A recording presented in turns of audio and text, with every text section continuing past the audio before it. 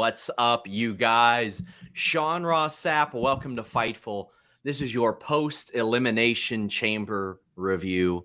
We've got Denise Salcedo here. She is fresh off of a watch-along over on her channel. Denise, how you doing? I'm feeling very overwhelmed right now. I feel like I have a lot of mixed reactions, mixed emotions that I can't wait to dive into on this show because I'm very split on a lot of stuff. And I wasn't expecting to feel the way that I feel coming out of this show today. There is so much to get into. I love this show. I thought this was a blast of a show. It was a lot of fun. 5 matches is like the right amount of matches for a show like this as well. But guys, get your thumbs ups in. That helps people find us. Share us on social media. Get your super chats or humper chats in. We would greatly appreciate it if you guys did that. If you say, what the heck is a super chat? What is a humper chat? Well, it is our platform on YouTube and on Streamlabs that allows you to get your question or statement in. We address those. We answer those as a result. Head over to humperchats.com, or you can send them as super chats here as well. We just had a wealth of content this week on Fightful and FightfulSelect.com. We'll tell you more about Fightful Select later, but we had interviews with Sami Zayn, with Austin Theory, my God, David Finlay, Tom Lawler, just an incredible number of things out of Battle in the Valley. Kevin Knight, we had reported on FightfulSelect.com a little bit earlier. A guy by the name of CM Punk is sitting around at New Japan Battle in the Valley right now. We've got a watch-along going on right now for Battle in the Valley as well. But, you know, you're hanging out with us. We're going to get news and notes from the press conference as well. We'll be giving you that here. Joel Pearl is on the scene, did some really, really great work there. But get those super chats, get those humper chats in. I am very excited to talk about tonight's show. Jonathan Corona says, question, so on Peacock, except for the pay-per-view, is TV 14. My question is, do you think WWE is going back there, or are they still PG? That means absolutely nothing. They do that all the time. We figured that out last year, that some of these are just arbitrarily listed as TV 14. Some of them are TV PG. There's really no rhyme or reason to a lot of these, but we'll see. We'll see. We've got our friend Luis on the back end taking these comments and putting them in the right section. So for those of you that are first timers, don't worry if you think yours is getting skipped. They will be applied to segments as they see fit or as they fit in. But Denise, what was your favorite thing on this show?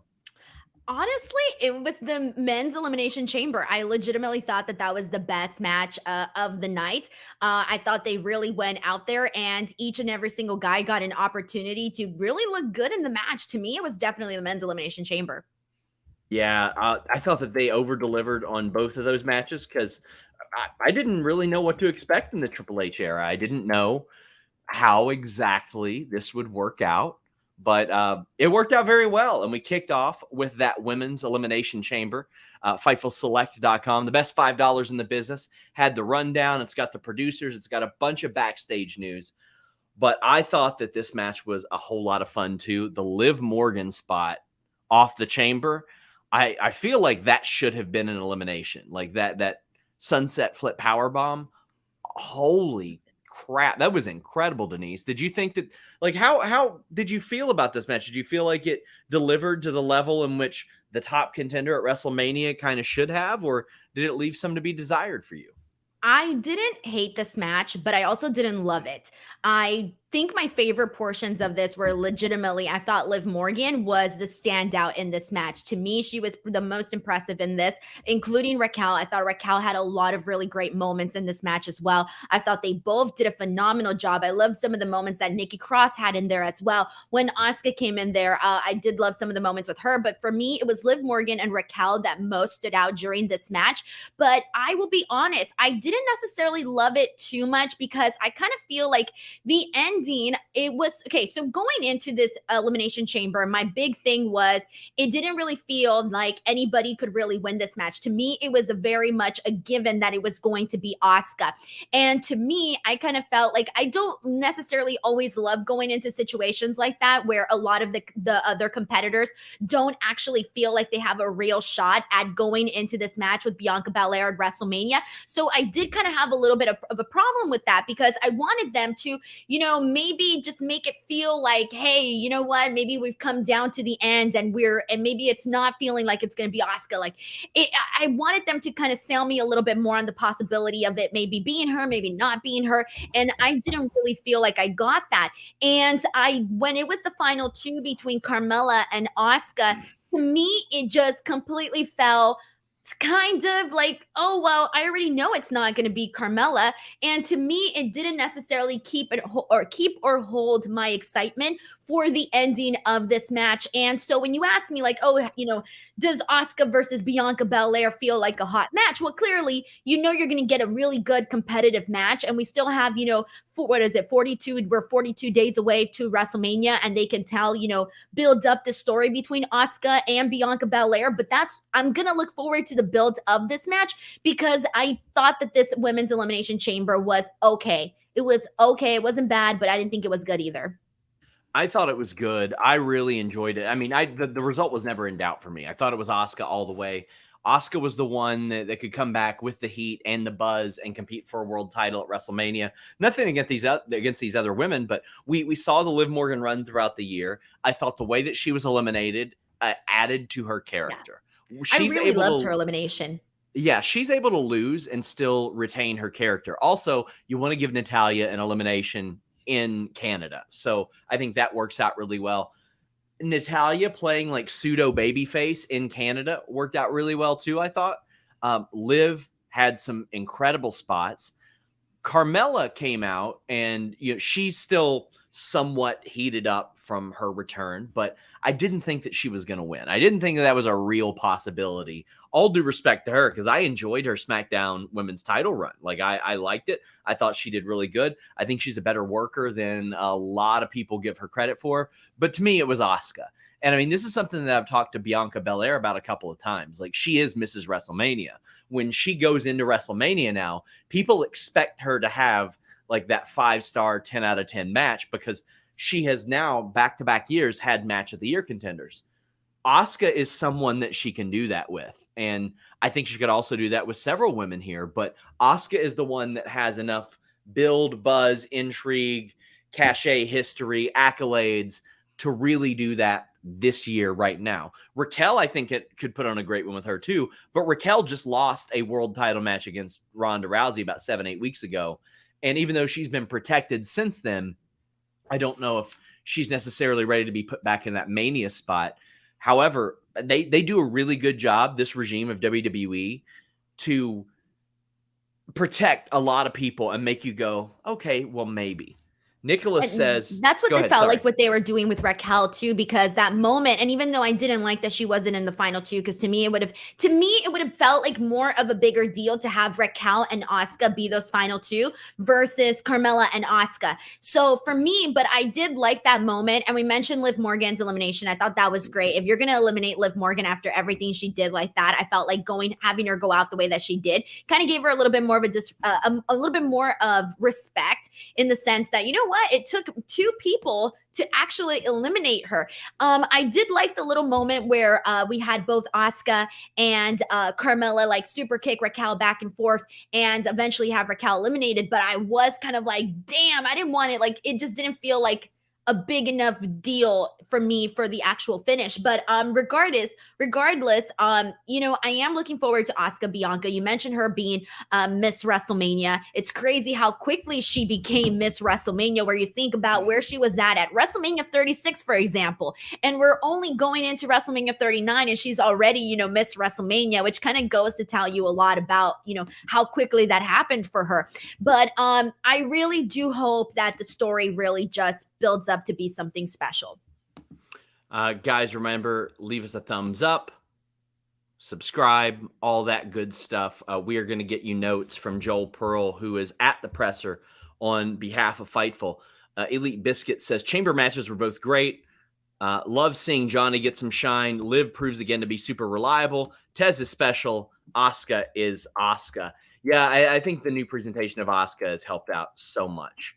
10 No Hikari says, if you're going to do the double submission to protect Liv, why have her tap just last night? That is a very good point. That's sort of an oversight. I completely agree with that. It is a little unusual that they did that. But Nicholas says, do you think any of these women that were in the Elimination Chamber other than Asuka are going to be on Mania, not in a tag team turmoil like always? I hope they bring the Battle Royal back. I know a lot of people in the past are like, okay, well, the Battle Royal doesn't mean anything. It's a new regime. It could mean a lot of things. You could also put one night, one the other night, make it matter, make it mean something. Do you see anything for any of these other women? Only Liv. And I don't know exactly what, but only Liv Morgan to me feels like the person, like everybody else would kind of feel like, oh, more like in a mixed, in some sort of, multi-person match so that, you can get a bunch of people to have their WrestleMania moment because, that's what they do now. And then also you got 2 days, right? But legitimately Liv is the only person where I'm like, oh, it would really suck if she wasn't on the WrestleMania card given everything that she's done prior. And so, yeah, I would say Liv. Yeah, that's the one I'm looking at too and thinking that could be an option. The Bep Jr. says, congrats to Asuka for winning. Great story for Sammy Roman. For a woman with no wrestling background, Liv Morgan is a future main event star. I mean, she's headlined. She's been to the top already. So, yeah, I think so. And she's wanting to adjust as well. She's always wanting to evolve. She doesn't want to stick with her same character, which I think is very important. But again, I loved how Raquel required multiple people to eliminate her. I thought that Liv was protected to some degree, even though, again, you had that tap out recently, which is very weird. Carmella lasted to the end, so I thought that she got protected a little bit as well. Natalya ended up getting an elimination and a good showing. Nikki was the one that was kind of thrown by the wayside, which is unfortunate. She did have the first big spot of the night, which was nice to see. She did. And I look at her and I'm like, okay, well, she's got something else going on right now, very clearly. Like she's very clearly like got a different story that's in the works or planned, but I don't know what the hell that's going to be. I guess one of the things that I feel that kind of hurt, and I was just talking about this, that kind of hurt Liv Morgan, where I feel like there's no reason Liv Morgan shouldn't be, in a match against Bianca Belair, for example. But I really do think that the work that she did with Ronda Rousey kind of took away from her SmackDown Women's Championship reign, because when you look back and you think of Liv Morgan's championship reign, I don't necessarily, I love Liv, and I was so excited for her as champion, but I think a lot of what she did with Ronda kind of left it thinking like, oh, well, it wasn't that great. So it's almost like you almost don't, it's like if they don't want to put her in that spot again because it didn't necessarily work out when they first did. And so that kind of bums me out because I do think Liv Morgan deserves to be there. But unfortunately, I do think the work that she did with Ronda just kind of affected her. I heard some absolutely batshit insane stuff that Liv pitched for that feud. I don't know if it's out there. I'm gonna see if I can post it on Select soon. But like good stuff or bad stuff? Oh, it was very bold. I think it was bad stuff. I like living. You thought it was bad? Like you wouldn't like those ideas? Well, no. The idea itself would have been compelling TV. It's just a bad idea to do. Again, I don't know if it's necessarily. I know. You told me about it. I won't say what it is, but you did tell me, actually. Never mind. It was a bad idea. I remember now. You told me what it was. Yeah. Knocked Bogan says, screw it. Liv versus Sabu. Book it Triple H. I'm sure Liv would love that, to be honest with you. Like, my God, she would probably, she would be down for that. You know what I'm down for? NordVPN.com, Denise. Yay. If you're out and about, you're using public Wi-Fi, airport, coffee shop, restaurant, hotel, NordVPN.com/Fightful will protect you. It'll protect you from online trackers. It'll protect you from getting your data stolen. It'll protect you from those malware that you get from those dangerous sites. I know what you're doing. But NordVPN.com/Fightful is going to protect you. And you can change your virtual location with just one click to get access to a broader array of content thanks to nordvpn.com/Fightful. Not just that, it works on all your devices. So no matter what you're using, you are protected. A 30-day money-back guarantee, 4 months free with nordvpn.com/Fightful, and 3 great tiers. Secure every device you own. Protect yourself on public Wi-Fi. Listen, watch your favorites abroad. nordvpn.com/Fightful. Sean, you look like Jimmy Neutron in that video. Good. Hey, I had somebody saying, what is that background? Is it a green screen? No. That ain't no green screen, my friends. You can smell the wood up here. You can smell it. It's great. I'm so happy to be part of Fightful. Whoa, Denise! Fightful. What did you say? It says Lightful. You said you said you were so happy to be a fart of Fightful. Shut up. Denise. It's because I was thinking the word F for Fightful, and I wanted to say Lightful. God damn. Oh, fart of Fightful. I'm so happy to be a fart of Fightful. Fightful fart number 1. Respect. Hashtag fart of Fightful or hashtag fartful. Send us lots of fart puns. We would greatly appreciate that.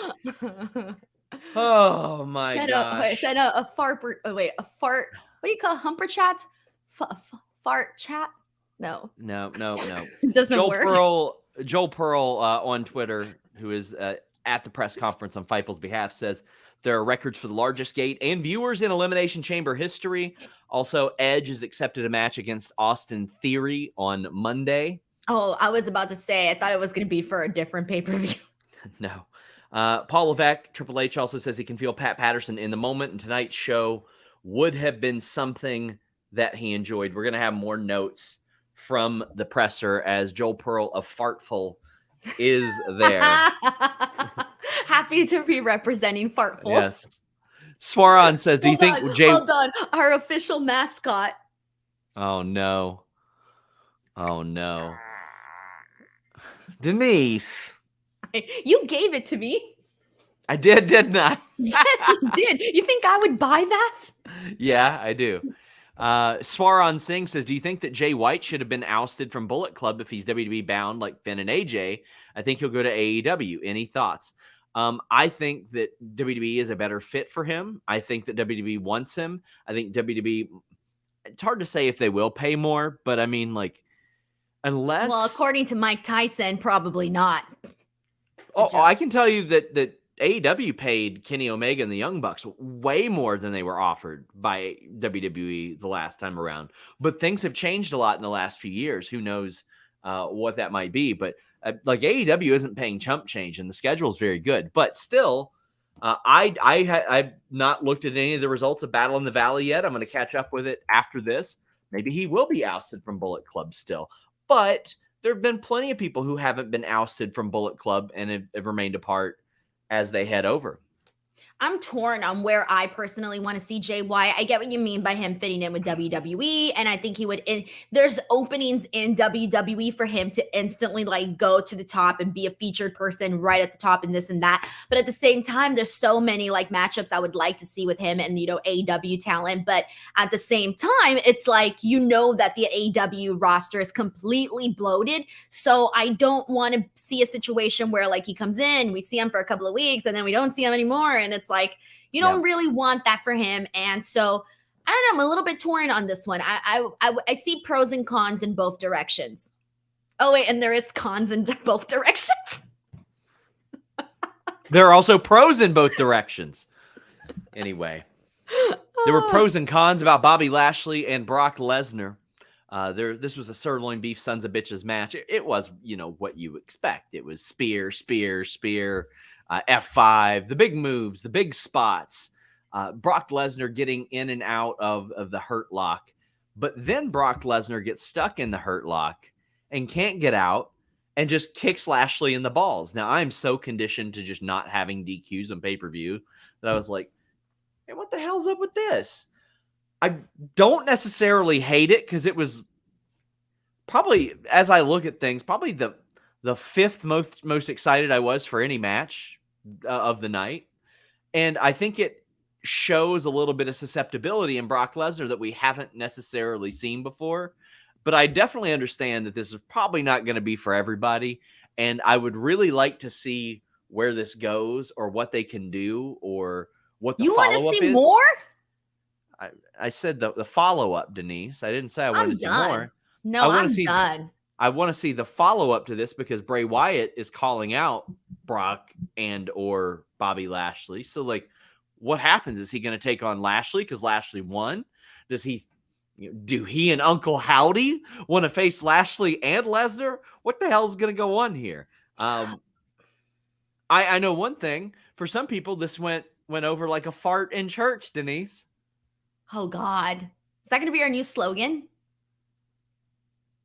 Are you frozen? Are you doing that on purpose? No, Okay. No, I'm just waiting for a reaction, Denise. Okay, well, my reaction was no reaction, but no, for reals. In regards to this, though, this was a big, giant, stinking fart of an ending. I'm sorry. I hated the ending to this, okay? Because I'm going to be real with you. I was not really too interested in Brock and Bobby once again, but I thought, okay, Denise, stop being a sourpuss and you're going to, enjoy this. You're going to, I was saying like, okay, as long as they keep the action, high impact moves and it goes fast. And we did get that. We got a lot of that. And I was so interested in it. I always love when Bobby Lashley locks in the hurt lock on Brock Lesnar because Brock Lesnar's so massive and his arms are so huge you can barely even tell if he's even got the hurt lock around him. So I was really interested in the match, with everything that they were doing. I thought it got a great start with Brock being so dominant in the beginning, but then Bobby Lashley having his number. And when the ending happened and he kicks him and gets DQ'd, I'm like, no. This is not the way that I want to see this match end. No, I'm sorry, but I felt cheated. I felt robbed. I felt like I got screwed out of an actual proper finish, and I was not interested in this at all. Brock Lesnar to me is part of the reason why I'm personally a Brock Lesnar fan is because I love dominant Brock Lesnar. Okay. I love seeing him and, being this freaking force to be reckoned with, killer, machine, whatever you want to call him. When he uses that tactic to get out of this match, it's not Brock Lesnar to me. And so for that reason, I could not buy this ending as something that I enjoyed. And so for me, it doesn't have to be Brock. Like it's him evolving. Like he's getting older. Like he's not getting any younger. Like I don't want that story. I don't want that story. Brock's too old. No. You want the same Brock you've seen since yes, like he 10 works years? For me. Yes, I like that Brock. I don't want to see old man. I have to give the guy a freaking kick to the nuts. Brock, no, I don't want that, Sean.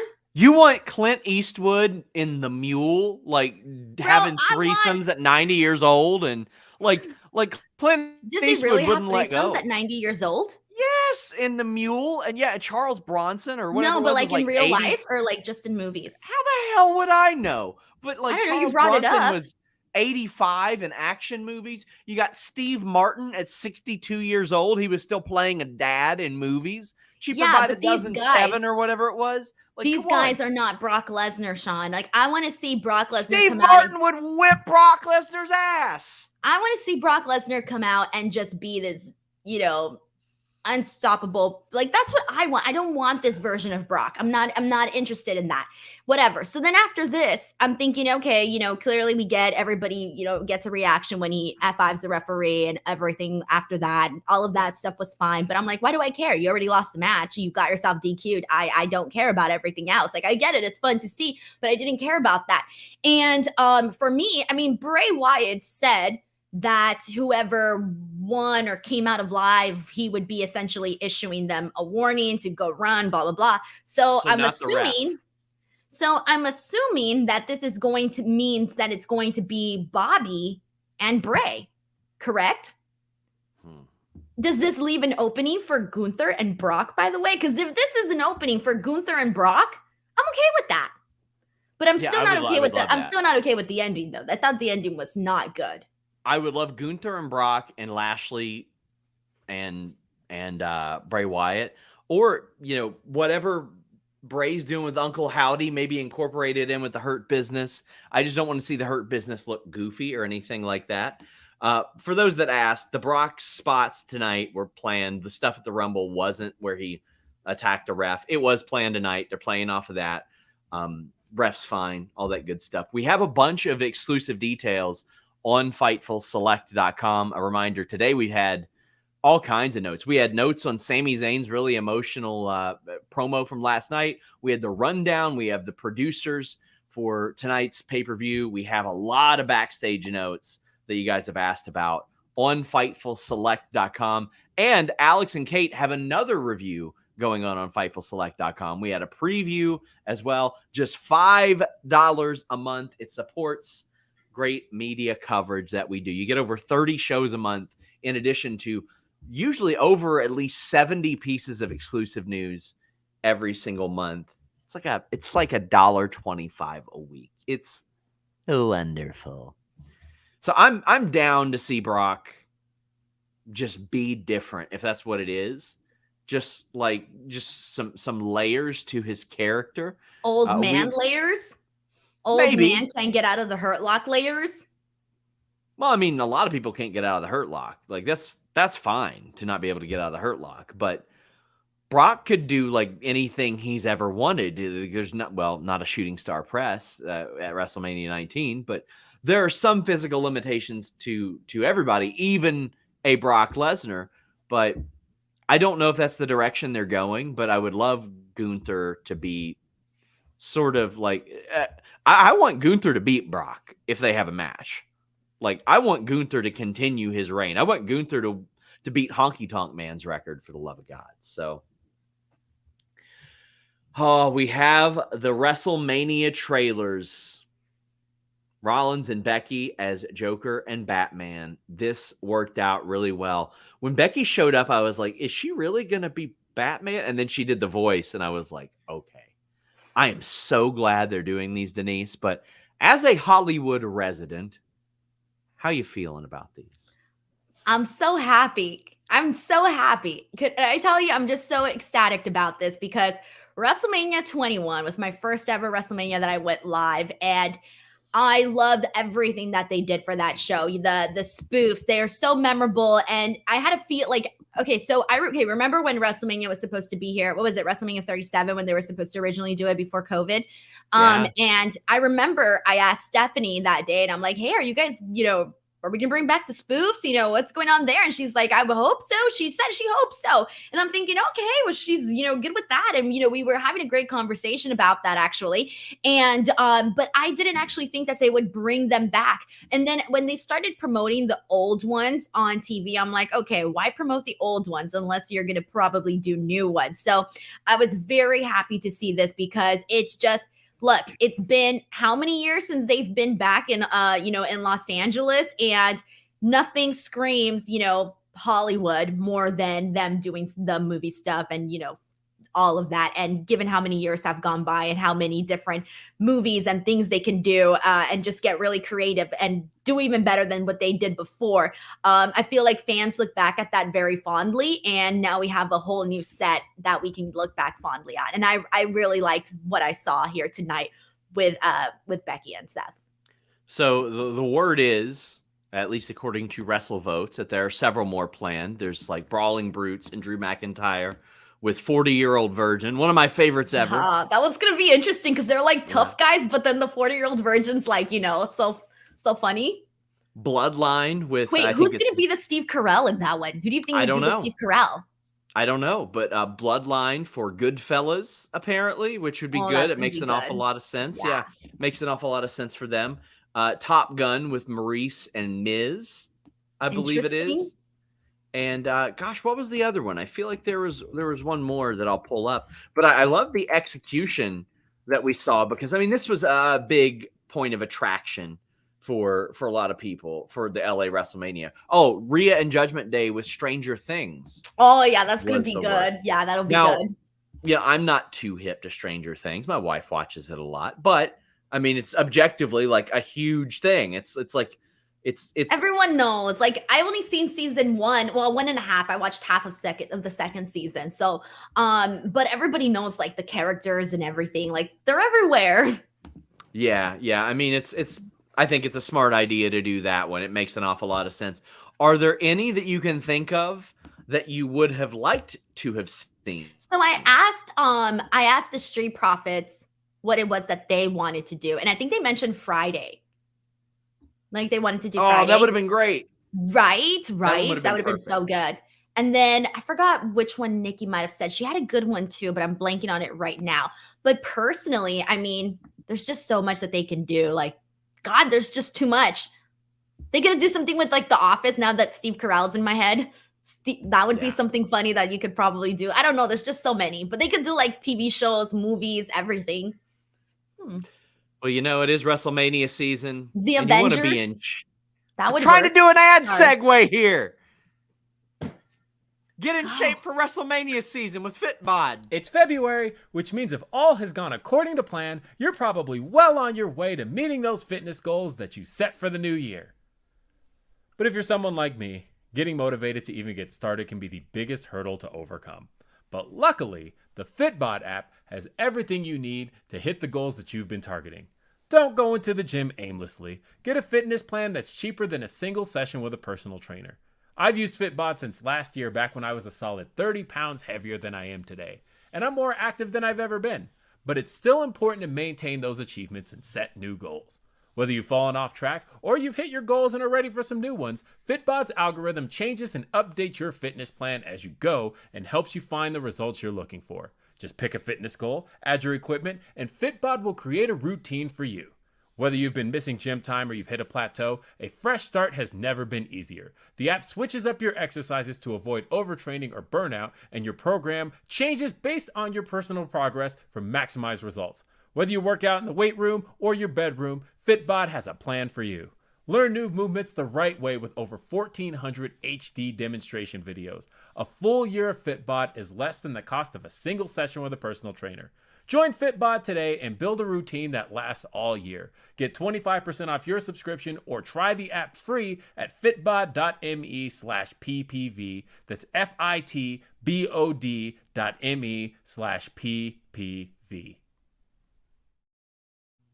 Big thank you to Will for that. G Bro says, Will, I haven't drank a soda in 15 years, Washington. Listen, he told me that at your wedding was when he decided he wanted to use Fitbod and get in better shape. That boy can put down some snacks. Me and him were like just pounding all the snacks. You all had like candies and all kinds of stuff there. I had everything, bro. Oh my God. No, I've seen Will's come to my house. I've seen how much Will can eat, okay? We were trying to match each other, and then he's dropped like 30 pounds since then. Love the dude, Will Washington. I stood up and I was like, "Oh, I'm hungry. I'm gonna get another pizza." And Will goes, "You know what? That sounds like a good idea." I was like, "Okay." Man, Will's been killing it. We love Will. Check out Day After Dynamite every Thursday and Grapsity today.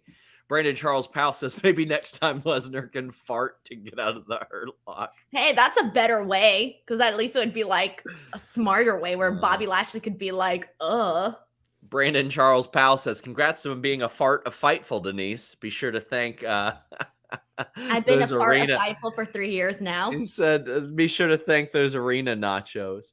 Well, Denise, hate to say I told you so, but I did. You didn't tell me shit.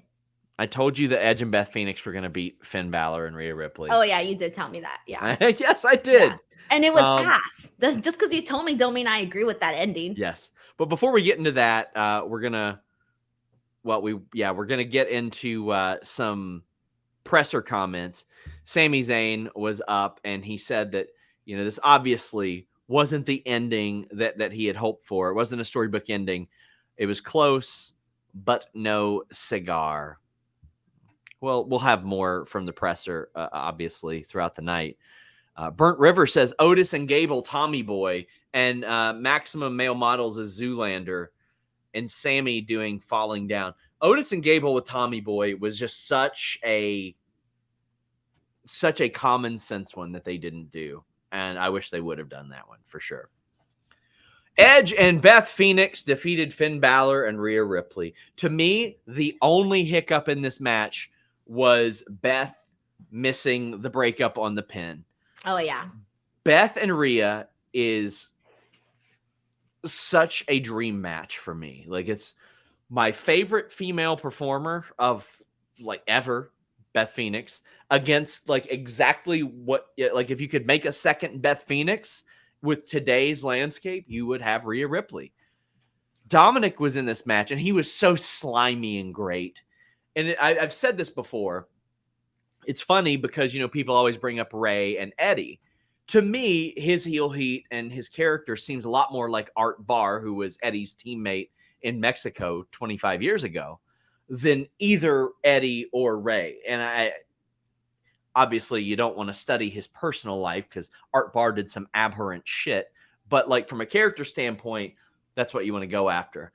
This match did so many things that I wanted. Finn Balor does not have a giant match at WrestleMania, so I thought he was sort of the expendable one there, unless, like, there's no unless. Like, whatever he's doing is going to be cooled down now because he took this pin. I know that you were dead set on them not losing this match. How did you feel now that it happened? All right. So first of all, I want to go back and talk about this match because I thought it was really good. And well, let's talk about the decision first before we get into the middle of the match. God. I know, but yeah, I'm just trying to guide this show, Denise. I am the host of the show. Let's talk about this. How did you feel about the ending of it? Okay. How I felt about the ending? Well, I didn't want to see Edge and Beth Phoenix get the win here. I still feel exactly the same way that I did when we talked about this on Raw, in which that I'm sorry, but I don't want to see Rhea on the losing side of things when she's going into this big match against Charlotte Flair. And I don't like that I get it, Canada, I get it. I get the whole, let's get Edge and Beth a win. But I just don't care enough about Edge and Beth to want to see them win. I think it's a bigger deal to keep Rhea Ripley strong, and I get it. They had Finn Balor get the pin, but to me, it's still an L. Rhea's still in the match.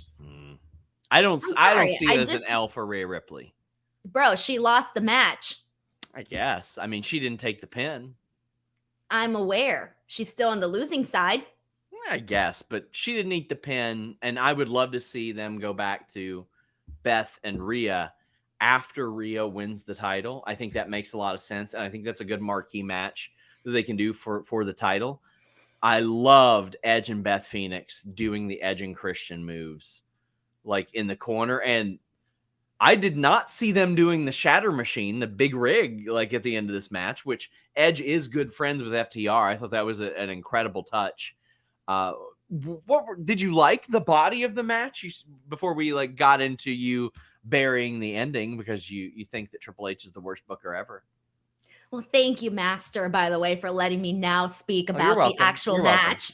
The actual matchup I really enjoyed. It was actually my favorite part at this point of the show. I enjoyed this more than the Women's Elimination Chamber match. I enjoyed this way more than Bobby Lashley and Brock Lesnar. But my favorite parts in this were legitimately, you're distracting me, where everything that Rhea and Beth did together, that whole exchange where they were trying to clothesline each other and the other one couldn't bring one down. And then afterwards, that whole moment, the part where they were, trying to pretty much do everything. Like the other one was always trying to outpower the other one. And even the spot where they both had the power bombs on the guys, I thought that was really cool too. It was sirloin beef sons of bitches. But with the women. You see, so to me, the most interesting part of this match was Beth and Rhea. Going back to my point of previously wishing that this match would have happened at this pay-per-view instead of afterwards, like you're saying, Beth being Rhea's first challenger after Charlotte. I'm sorry, but to me, I just feel like they need to keep stacking Rhea up till she gets to this match with Charlotte Flair at WrestleMania. That's only going to make her feel bigger. And I think I would have preferred to see it before than afterwards. That exchange was just so perfect. It's what I had wanted. Out of this. I wanted to see them the whole match like this, Sean.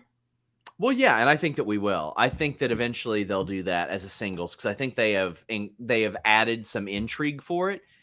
And also, we didn't see Beth pin Rhea or Rhea pin Beth.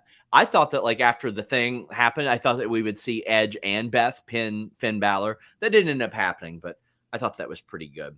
Tamel says, watching the press conference, Edge accepted Theory's open challenge for Monday, but I see Grit Top Couple as mixed tag champs. What do you think? I don't think they're doing mixed tag team championships or anything like that, unless you mean like honorary mixed tag champs. And in that case, I would love to see them continue doing some high level mixed tag matches in the future. Like I would love to see them go after like Seth and Becky in the future or something like that and play off of that, and do a lot of those things. K775 says Edge Judgment Day thing is over. What do you think Edge does at Mania? Same question for Finn and Priest.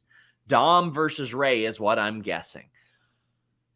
I kind of feel like I hate to say this, but a lot of what Finn and Priest have done is more important to the Ray story than it is to whatever they might do themselves.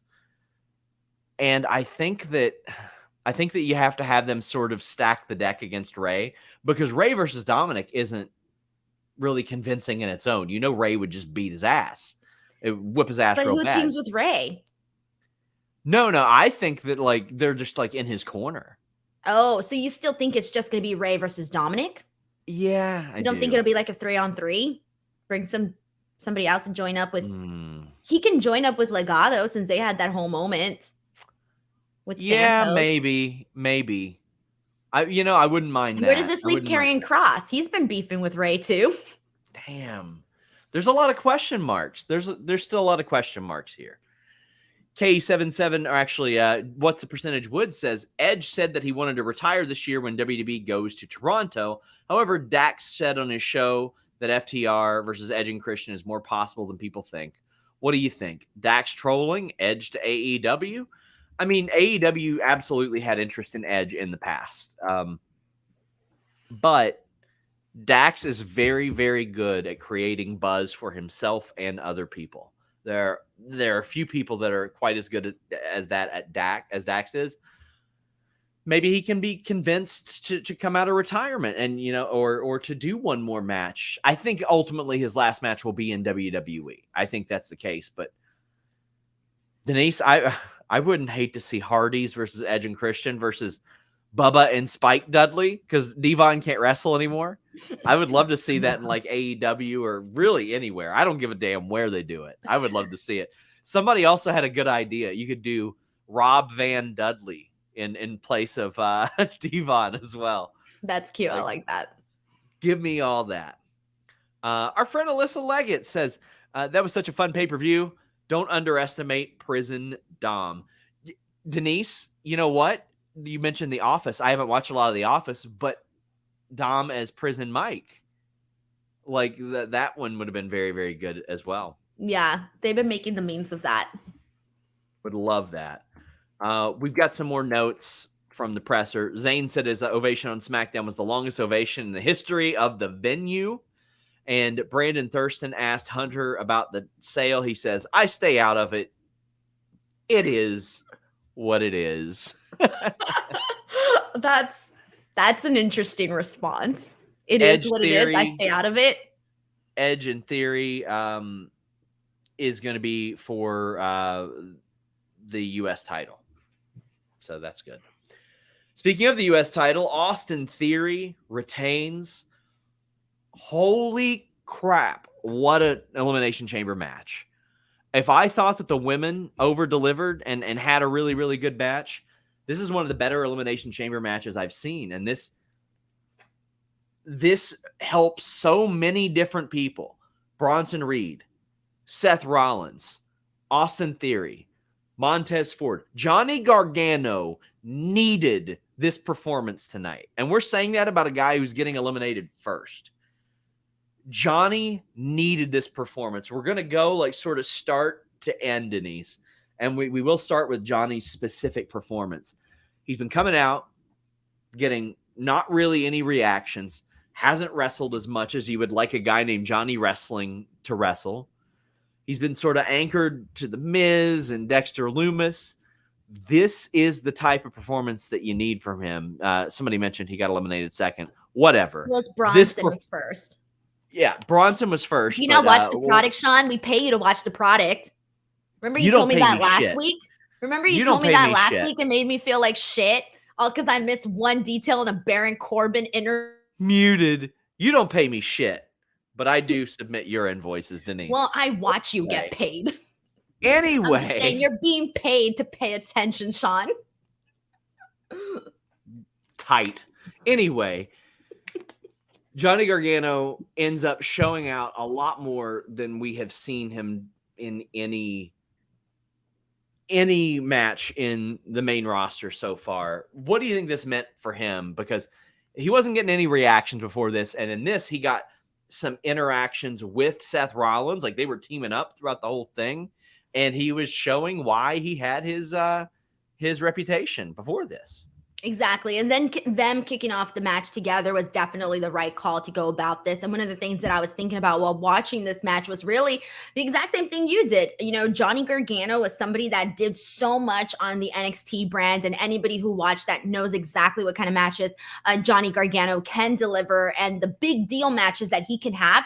And it's been the difference between night and day on what we've seen from the NXT side of Johnny Gargano, Black and Gold brand, to what we've been seeing on him in the main roster. It's like they completely took away everything that we liked from Johnny Gargano. And I was not expecting that. I really was not expecting that, especially when Triple H's, regime, like, this didn't make any sense to me. And so, look, I'm not going to get excited about anything for Johnny Gargano just yet, because I know that we could go back to the exact same thing starting back tomorrow. So unless I start seeing some actual changes on Monday Night Raw, I feel like this was just utilizing Johnny Gargano for his skills, which they should. And I really do hope that they continue with, whatever momentum they got from him today. They need to keep it going. Cam says the humor spots in this chamber match were actually pretty good. Yeah, Theory working with Rollins and Gargano worked really well. Like, when it was what they call phone booth fighting, where they pushed him into a chamber. Yeah, that was fun. And that worked off really, really well, I thought. Let's talk Bronson Reed. Bronson Reed has been protected. And I had somebody that's like, oh, well, he's barely been on TV. Well, he's won 3 matches on TV. And they were entertaining. They were very entertaining. And that finish, a lot of times when I see people do just a big splash finish, I'm like, his is like maybe one of the best I've ever seen. It's incredible.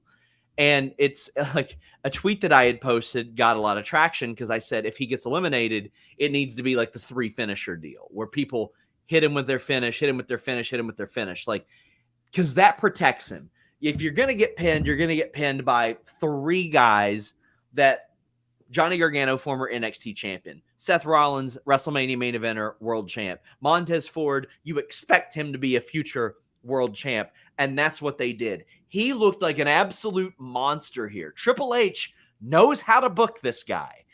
And he said, come on over here, big fella. I know you're in a feud with Okada, and you're beating him, but we're going to pay you more money, and I promise we'll book you well. Now, I know that me, you, and everybody else in the world first saw him with The Miz, and we went,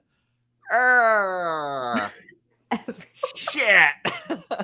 But I think it's worked out pretty well. I think that this was, again, I think it's the biggest night of his run so far.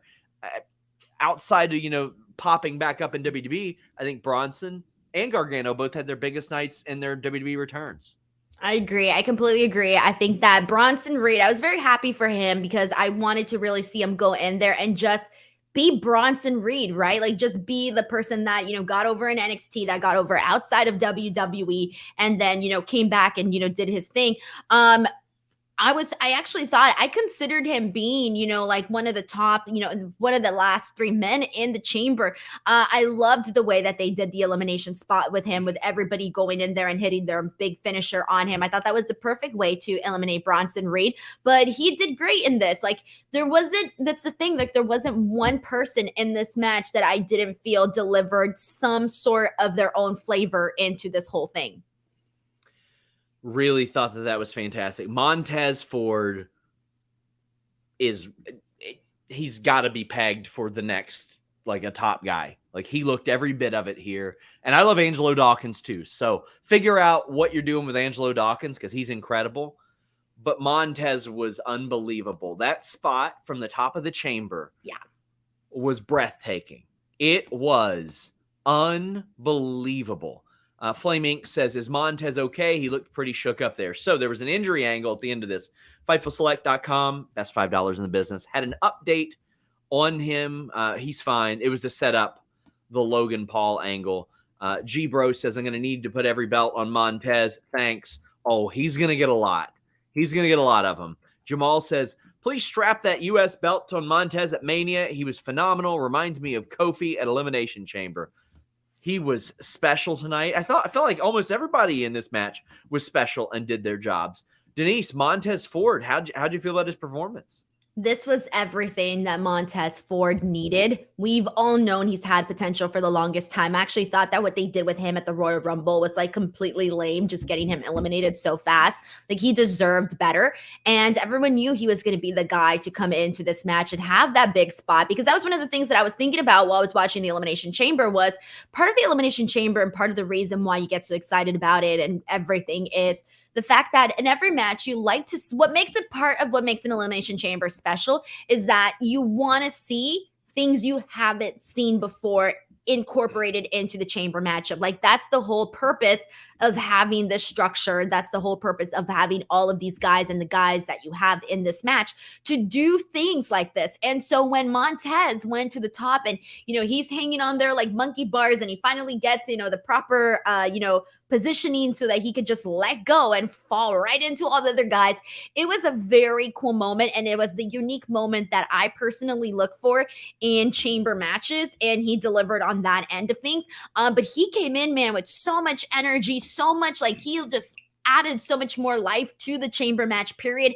It is hard to come out of this match not talking about Montez Ford specifically, but also that injury angle. Man, I kind of fell for it for a bit, because it kind of went a second till we actually saw something come out of it. At first, I thought they were going to use that injury angle to have Austin Theory cheat. And then when he didn't, I'm like, oh man, is something really wrong here? Like, should I be worried? And then that last portion where he was coming out and like he kind of fell, I'm like, okay, it's a little too dramatic, but what if this is like legit? I don't know. Whatever, right? But then finally, when, we'll talk about Logan Paul, but once he came in, that's when I was like, okay, this was all to, for that. But because it took so long, I really wasn't sure. They sold me a ticket for this one.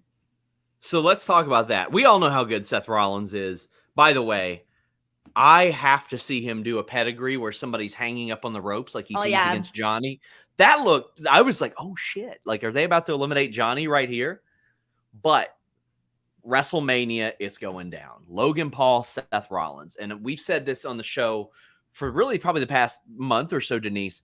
When mainstream outlets like the Entertainment Tonight and TMZ do their little interviews with Seth Rollins to promote this match, they're going to love him. They're going to absolutely love how off the wall he is. And it is the right match for Seth Rollins if he's not going to be in a title match, I feel. And Logan Paul did his job as a heel here, and I'm pumped for it.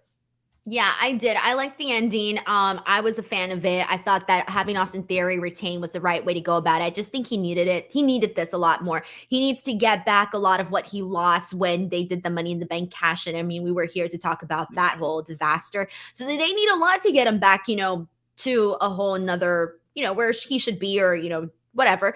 And Seth Rollins, Logan Paul is definitely a match that I'm looking forward to, because based on, obviously everything we've seen from Seth Rollins, he's always known for having, these fast-paced, exciting matches. Seth Rollins doesn't have boring matches. And based on what we've seen from Logan Paul, especially coming off of that Roman Reigns match, I feel like I got a lot of more, I became a bigger fan of Logan Paul in WWE because of that Roman Reigns match. And to me, based on what I saw on that, and one of the things I mentioned about Logan Paul when we were discussing that Roman Reigns match was I thought he brought a lot of intensity to what he did. And that to me was something that really got over with me. And because of that, I want to see him mix it up with Seth Rollins. I think it's going to be a fun little, a fun match. Honestly, I think it's going to be a really fun one because these are, you just know it's going to be. That's where I'm at on this one, and it doesn't need a championship belt or anything like that. But I don't know though. But here's the thing though, I'm not so sure on what I want the outcome to be of the match. I'm not sure yet. I still Logan's got to win at some point. Yeah, I can't see Seth Rollins losing to Logan Paul. I truly cannot. But at the same time, I'm like, they're probably going to do it because it's WrestleMania in Hollywood. You're going to want that buzz. What's more buzzier than that in Hollywood is Logan Paul winning. El Milkman says if Seth loses to Logan, does he have to scam kids with Crypto Zoo? Well, thank you for the super chat. We also have Tigo saying, amazing Montez, Spider-Man Ford. It was incredible. Jared says Bronson and Johnny needed to show out, and they did. Yeah, they did exactly what they needed to. Tigo says Montel, the Street Profit Ford with Dawkins backing him up for the solo run, please. I mean, I think Montez is good enough to do his own run at this point, too. Like, he's shown. They both are. Yes, they both can be single stars. Like, I don't even think they need like a nasty split or something. Let them still be associated with each other and do single stuff. That's what I'm saying. I'm sorry, but we can't afford a breakup of a male tag team. I'm sorry, we can't afford it. Spencer says Theory issued an open challenge. When will we see Cena? Well, I can tell you one thing. They filmed something when Cena was in Tampa for that SmackDown. Fightful Select reported it over a month ago that they brought in Austin Theory to film something. So maybe it was them filming like him answering a challenge or something like that. Cyclops says, shout out to Bianca for making that fly-ass gear, especially that jacket. He's a star. I'll tell you who is also a big star this weekend. Joel Pearl. He is in Montreal at the site of Elimination Chamber. He is here with us right now. He was just on the post-show press conference. Joel, how you doing? I'm doing great. How are you guys doing? Good. We're doing good. I want to thank you for the work you did this week. He attended the junket yesterday. I wouldn't say we went full Denise, but Denise, you'll be happy to know that I got one interview up yesterday. Woo! Progress, right? Joel, how you feeling after being at the event live, being at the presser, being in media? There was a lot going on. It was a really, really busy experience. It was a really busy show. One thing that I'll tell you was a little frustrating. I think you guys were talking about at the Rumble, they kind of whisked you away before the end of the show. They did something similar to us tonight, where in the middle of the main event match, they said, hey, come watch the show on the floor. And they took us all the way around, and they had us standing at the very back and had us basically, I have to move, sorry. They basically had us move to the back and wait around for the match to end, and we couldn't see a damn thing after that. Wow. Yeah, and then they moved us to the press room itself. Oh, that sucks. Yeah, we missed the end of Royal Rumble as a result of that, but well, we watched it on the phone, so we didn't miss it. But yeah, we it watched wasn't it the same experience. It absolutely was not the same experience, but anything that you maybe noted in the crowd that probably we didn't see on TV, which I know that you haven't kind of looked at that yet, but still. I mean, the crowd was hot. They loved everything. They could have stood there, Sami and Roman, for the first 10 minutes of that match and done not a damn thing, and they still would have kept chanting. Other than that, I mean, the crowd was on their feet for almost the entire match. Every time I looked, they were waiting for some big moment, and they would get a big moment, big pop, and then, 1-2 kick out. Next thing you know, they'd be sitting down again. But other than that, it was hot throughout the whole thing. They were a little confused, I think, when Jimmy came out, and then they were really excited when KO came out, of course. But all in all, I mean, the show was great for a city that was looking to cheer for a hero, and that's what they got. I think everyone was firmly behind Sami, no questions asked. And then at the end of it, it was just a feel-good moment, despite the fact that Sami lost. And he said as much in his press conference. He said that he wanted a storybook ending. He didn't get a storybook ending, but he got as close as he could to it. He had to pull himself back. I think he wanted to say he was going to have a wet dream, but not what he said. He was close to it. He's like, I got to use my filter. But anyway, it was a good night for Sami, minus, not winning the title. I have a question. What was your biggest takeaway from the press conference? Like, what was the thing that you felt was like the thing that kind of maybe took you aback or that made the most newsworthy bit of that? The most newsworthy bit may have just been the part where the people were asking very different questions. Some people were wanting to ask more kind of kayfabe questions and ask, like, Austin Theory, when is John Cena going to face you at WrestleMania? Or they wanted to ask questions that were, more Montreal-based, which is fine. It's local. There was a big mishmash of questions, and I think that kind of took everyone who was WWE staff by surprise as well. Were you surprised that nobody asked why Velveteen Dream hasn't been fired? Yes, actually, I was very close to asking Paul, but they took the mic away from me at the last second. Yeah, but instead, I got to ask Sami about the little Fightful Select report that we had earlier about his promo from SmackDown on Friday, and he actually at the end of his answer, he said, I was supposed to talk about Cody, I was supposed to talk about WrestleMania, I was supposed to talk about a lot of things, but I wanted to let the moment sit. He said that it was a 5-minute standing ovation. He said that Pat LaPrade said it was the largest or longest standing ovation in Montreal Bell Center history. That was some pretty interesting stuff from that. That's awesome. Shout out to Joel, who got a not a big assist there. I think I got an assist, and Joel slammed that report home with the Sami Zayn thing on Fightful Select today. If you guys want some more info on that promo, I encourage you to check that out. Joel did some incredible work on that, and I was able to get some supplemental info. But Joel, thank you so much for joining us. Question. Okay, go ahead, Denise. Joel, what'd you eat in the media room? What they served today? Dry chicken tenders. They just sat us in the seats. They just sat us in one of the sections. Denise, there's not a big press box there. Probably they got the press boxes at the stadiums. So the press box in the venue is way at the top. In like the 500 levels, you have to go across a catwalk, and because it's a hockey stadium, normally you're just looking straight down onto the floor. So they don't do that. Instead, they just gave us seats in a regular area near the hard camera. Okay, that's good. That's great. Yeah. Okay. Joel Pearl, thank you so much for joining us, guys.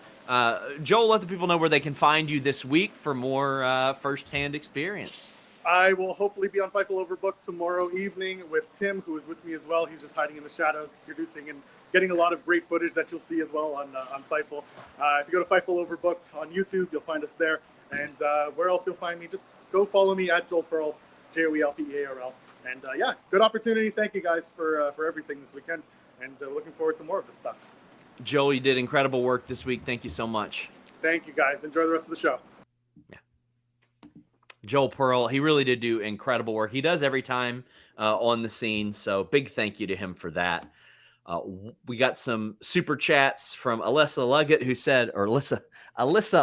said, they booked Bronson so well and completely indestructible that I actually was rooting for Theory for like 10 seconds. The whole match ruled. Oh my God, I was fearing like a Rick Boog situation for his knees, his legs when he was hoisting up Bronson Reed. So I'm completely with you, Alyssa. I was like, is he really going to pull this off?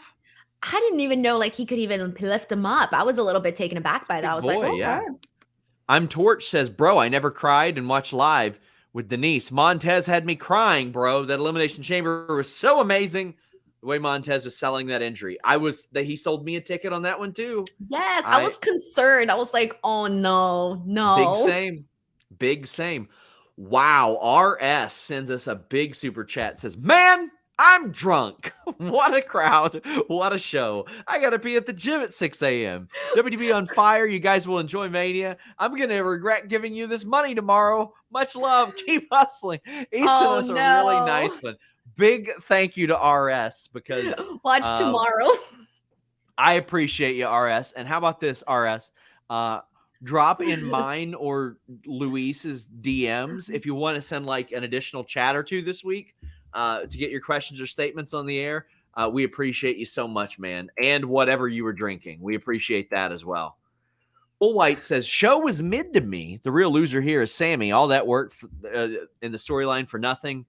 Good game to Asuka for the dub. Other than that, a mid pay-per-view. I really enjoyed the pay-per-view. And I mean, that's the beauty of subjective entertainment, is that you can feel however you want to feel. Jared says, the ladies' chamber slap. So proud of all these ladies, but where does Liv go from here? No path to Mania or titles right now unless she tags with someone. And I feel like the tagging with someone thing is just such an easy, lazy thing to do. I would like to see her in the Battle Royal doing something substantial with that, if they even do it. But I would like for them to if they're going to do a Battle Royal, to put some important names in there and add some stakes to it.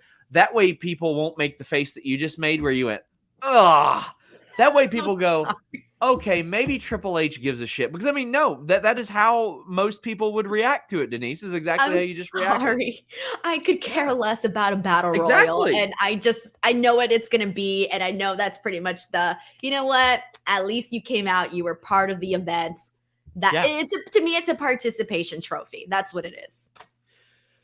Oh, big news from Battle in the Valley. Switchblade Jay White just lost the loser leaves New Japan match. And not only that, David Finlay is the new leader of Bullet Club. David Finlay, who appeared on this week's Wrestling Perspective podcast, hosted by Dennis Farrell and Lars Fredrickson. Do you know why Lars Fredrickson is of note today, Denise? Why?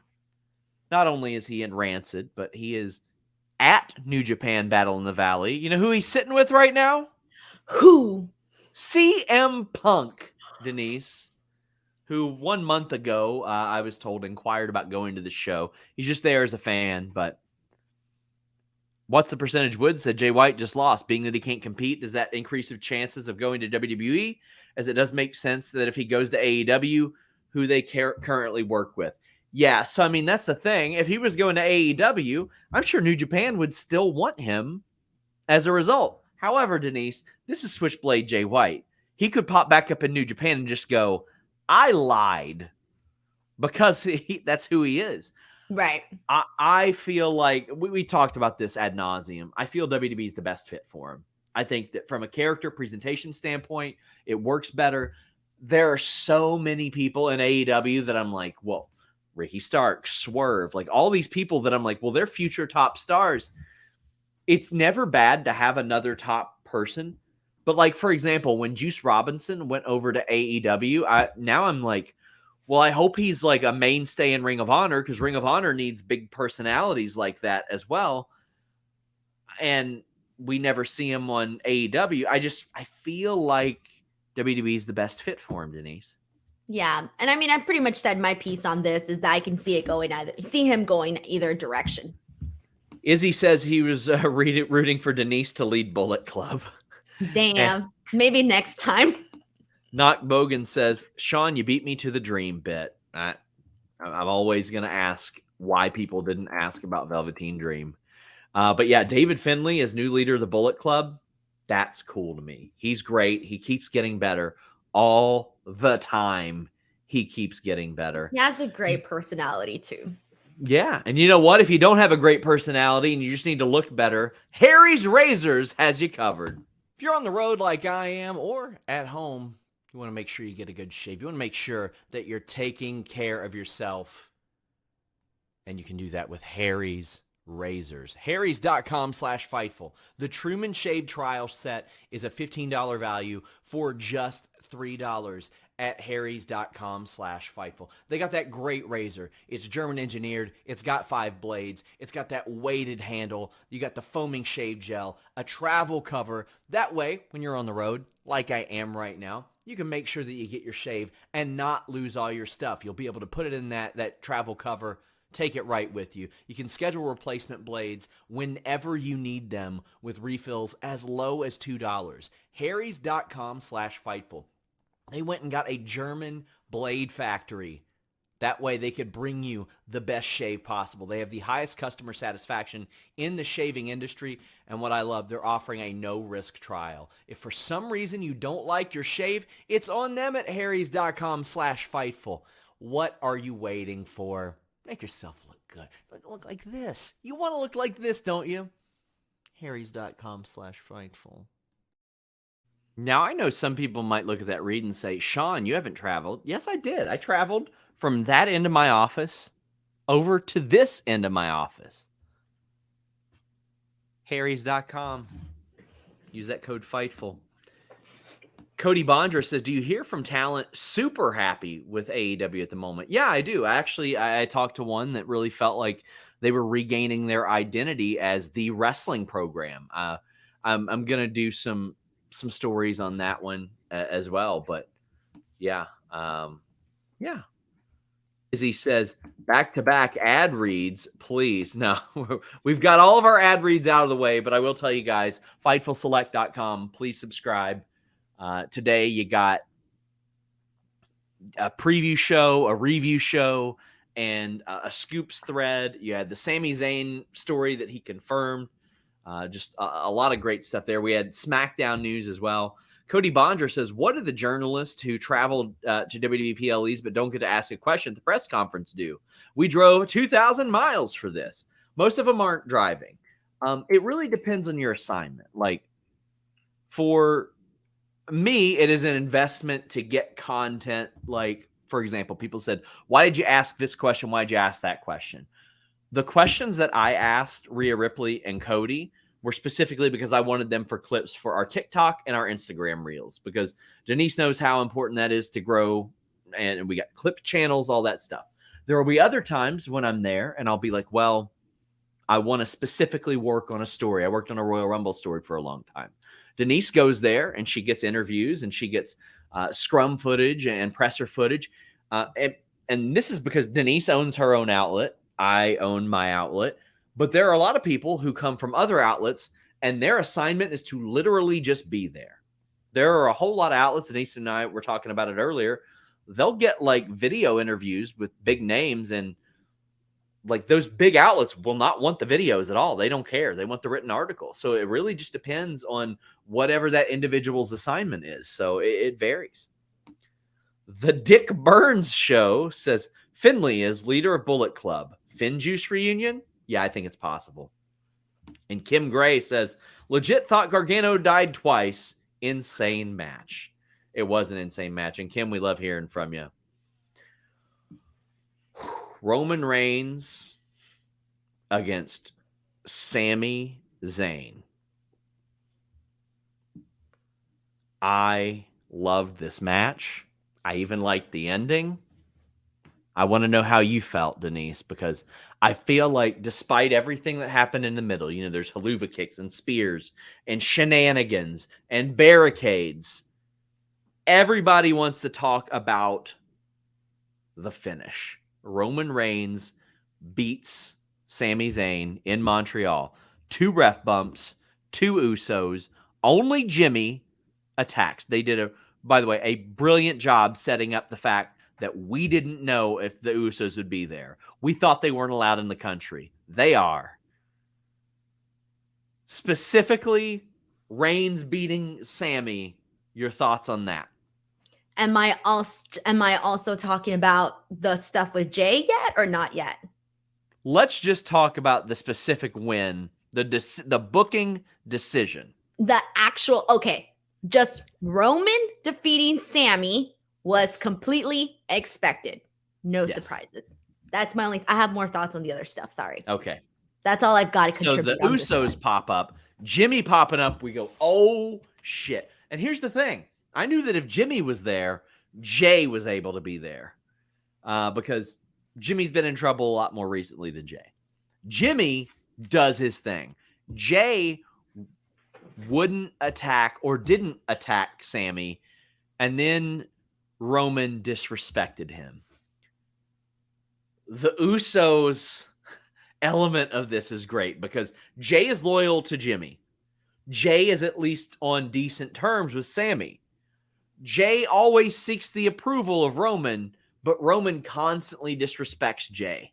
The Usos element of this is so fascinating. Denise, your thoughts?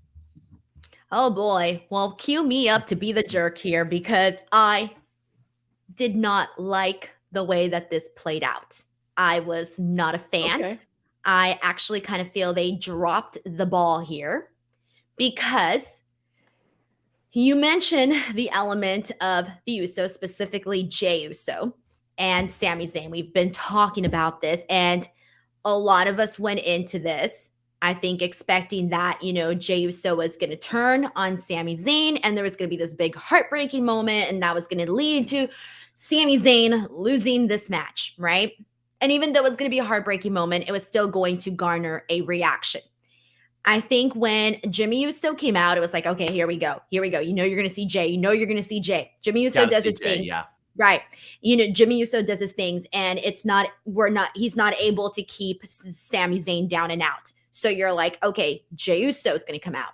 Jey Uso finally comes out and they kind of he's there. He's torn. He doesn't seem like he knows if he's going to go with Roman or if he's going to go with Sami Zayn.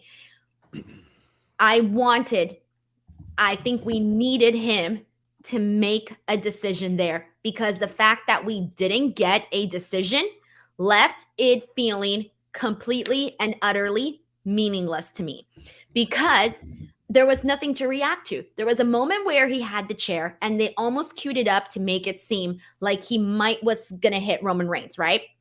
At that moment when I thought, okay, they're queuing it up to make the people think he's going to hit Roman Reigns, but what if instead he does go for Roman Reigns, but instead Roman Reigns ducks and he accidentally gets Sami Zayn, thus costing him the match, right? For me, the fact that we didn't get anything remotely near to that and it ended up being Sami Zayn accidentally taking down Jey Uso felt completely lame. I didn't think that they really seized the story or the moment with Jey Uso and Sami Zayn. They almost seems like they were too afraid to have him make a decision. Like the moment was too big and they didn't actually seize the moment here. And for me, that was a huge issue because I would have rather people been like, God damn it, what the hell? How dare you do this to Sami? When the whole thing finally ended, I had no reaction.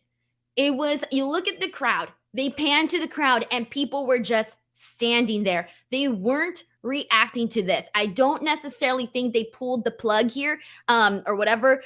They needed to really just go for it and they didn't go for it. They held back and this was not the moment to hold back whatsoever. We needed to have more of a definitive end result with Jey Uso and Sami Zayn because that was going to lead to us and how we felt about Roman Reigns. When Roman Reigns defeated Sami Zayn, it was like, okay, we knew that was going to happen. Cool. Now what?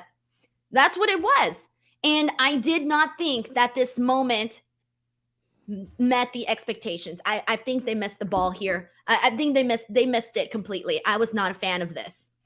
We got a lot of responses from our audience. Super chats, humper chats, go ahead and get them in, humperchats.com or here on youtube.com/Fightful. Becky says the in-ring action tonight was incredible, but the ending of the main event just sucked. There was so much more they could have done. Manuel says 2 FU crowd finishes in a row to end the show isn't good. Felt like old WWE tropes coming back, unlike the level of Bloodline's great storyline. Dan V says, what an awful finish to the great Zayn Reigns match. Owen showing up afterwards and not during the match with the second ref bump was stupid. They couldn't get out of their own way. So after this match, by the way, they keep cutting to Sammy's wife during this. It was good to incorporate her some. They cut to her way That's too what I much. thought too at one point. Yeah. Way At one point, too much. it became a little too much. Yeah, when there's a 2.9 kick out and they immediately cut back to her. No, show me Sami and Roman there.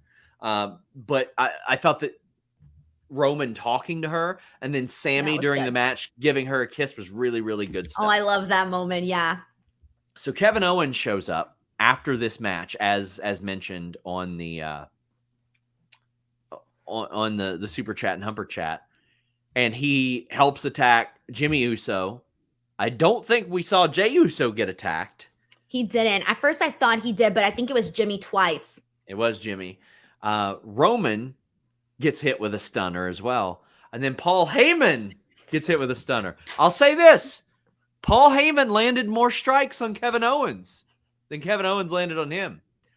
But Sami Zayn and Kevin Owens didn't have like the big embrace or anything. And why would they? Listen, Kevin Owens got saved from more of a beating, sure. However, Sami Zayn has screwed him over at every turn for months and months and months and months. Now, granted, Kevin Owens kind of has it coming after years of doing the same thing to him. Like I had long said I could see where Sami Zayn would win the title and then Owen just does it again. Like, why not? Also interesting, there's no Solo Sikoa here tonight. Where does he fit into this? But Kevin Owens, we have not seen the big reunion. Now, there's a lot of people that said, well, why the hell didn't Kevin Owens come out earlier? Because Kevin Owens doesn't really give a shit whether or not Sami Zayn wins or loses this match. First off, Sami Zayn was a big part of him losing his title match. So just because he helped save him from further CTE is not like something to me that's like, oh, okay, I don't mind Kevin Owens taking his sweet time. But also they could literally say, yeah, I was at home 3 blocks away and I just saw this unfold and came down there. He ran there.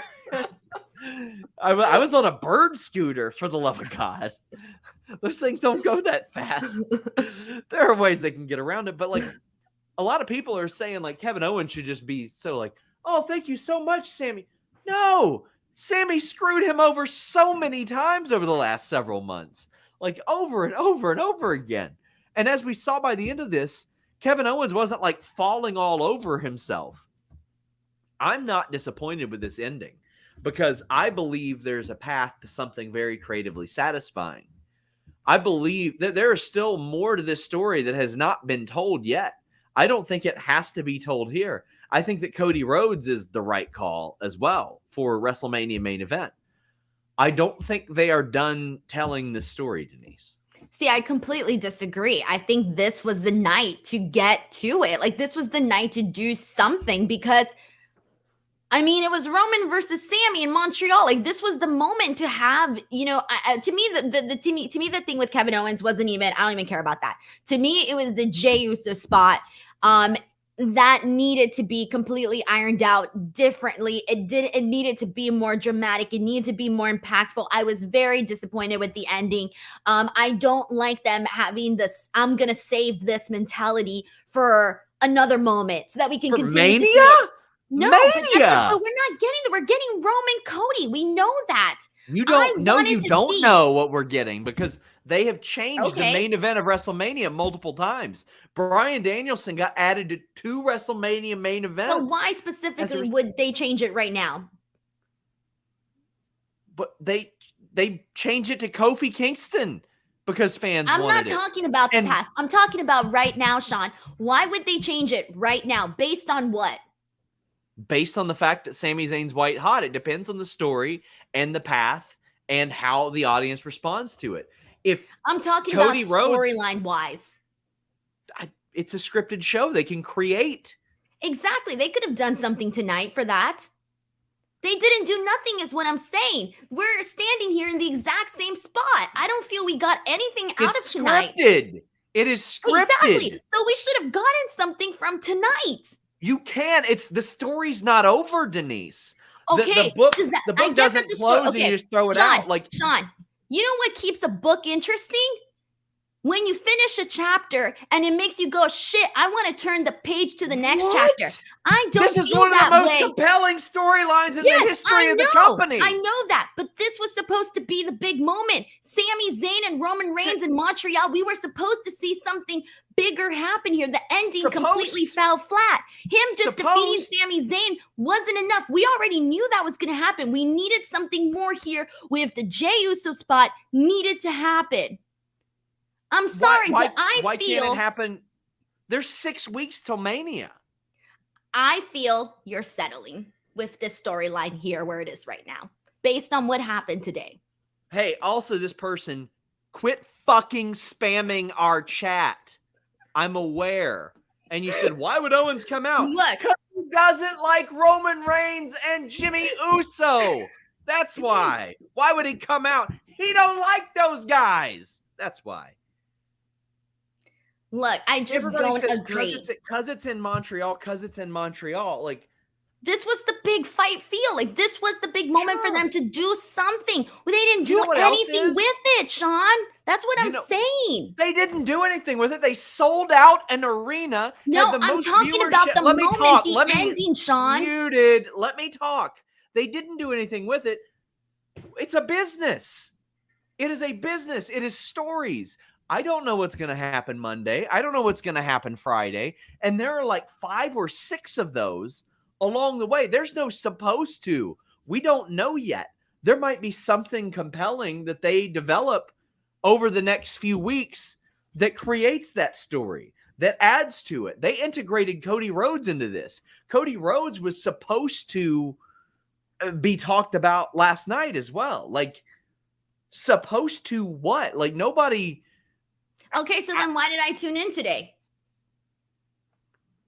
And hold on, this person says, I didn't get a dime from their gate. Why should I care about that? I'm not asking you to. I never said that. I never said, and that's a stupid fucking thing to say. So They I'm care not about trying to it. make you angry here. No, I'm you're just not making telling me angry. you. Let me talk. You're not making me angry. What do they get from it? They get a lot from it. The story is not over. It's not done. Sami Zayn had to have 2 ref bumps, Jimmy Uso, Paul Heyman, and the most dominant champion since Hulk Hogan to beat him in Montreal. That does not scream the end to me. Now, will it happen at WrestleMania? Hell, I don't know. But there, like, why does him beating Roman Reigns, then what, Denise? If I'm Sami not Zayn talking had about that moment. I'm talking specifically about the fact that they didn't actually make anything definitive here. They kept us, they needed to do more, Sean, with the leading up to the ending with Roman defeating Sami. Most of us already knew that was going to happen. We already knew that. Everybody wanted to know how this was going to happen. And the moment of the how was completely what failed here. Sean, did you not see that crowd reaction?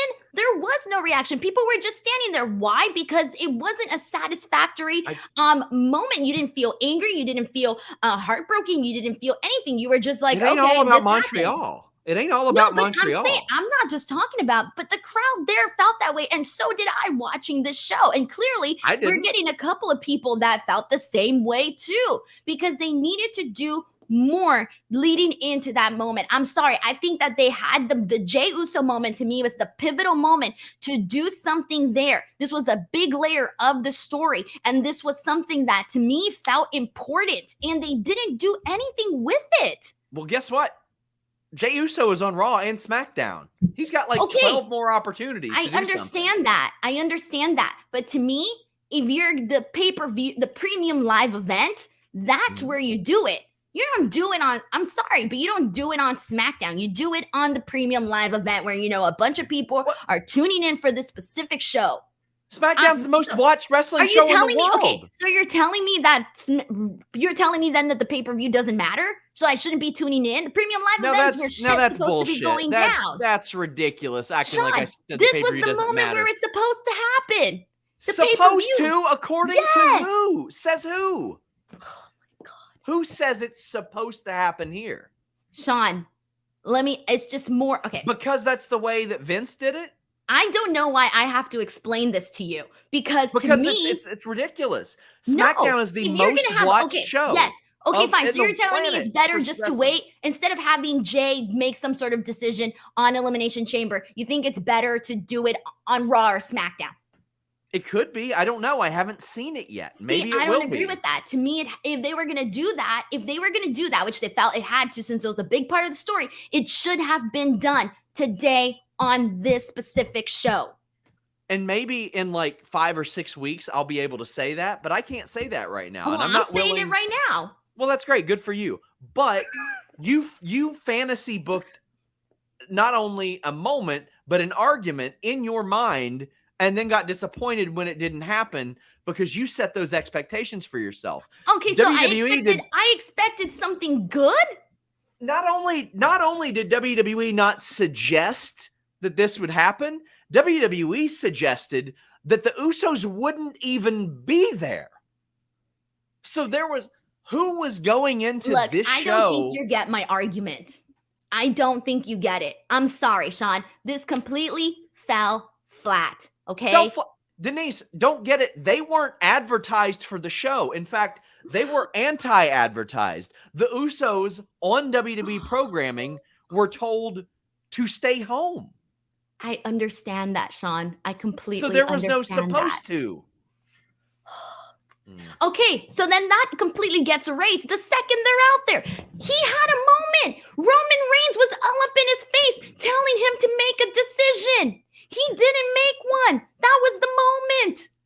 Denise, how like I'm maybe in a month I'll be like, you know what? Denise was right about that. Nah, But I don't want to this hear is- that I'm right in a no, month, that's man. bullshit. That's bullshit, and we ain't doing that. Because I'm allowed to let stuff play out. I'm allowed to let things watch it and not have somebody go, oh, well, you said. No, I'm allowed to look at this, one of the best storylines that WWE has ever done, and go, maybe in 2 weeks, 3 weeks, 3 days, it'll end up being good. Or when it does or doesn't happen, I'm allowed to look back and go, well, they should have done it then.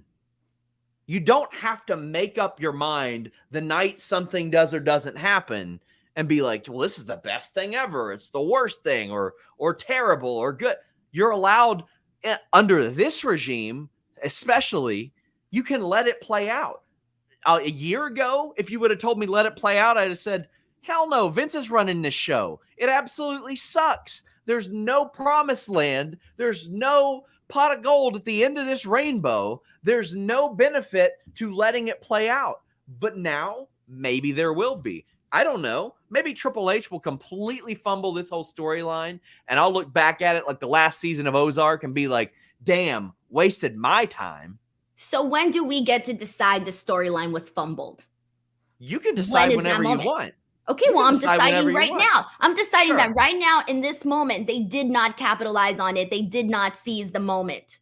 That's where I'm standing at with this, okay? And I will At the end decide of the when the show- storyline is over. At the end of the show, I thought, well, all that for this moment right here did not meet the moment at this time.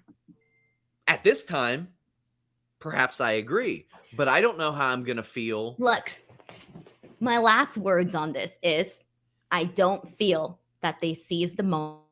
Muted. Anyway, I'm sorry, like Sean, we're just not, you're like not understanding here.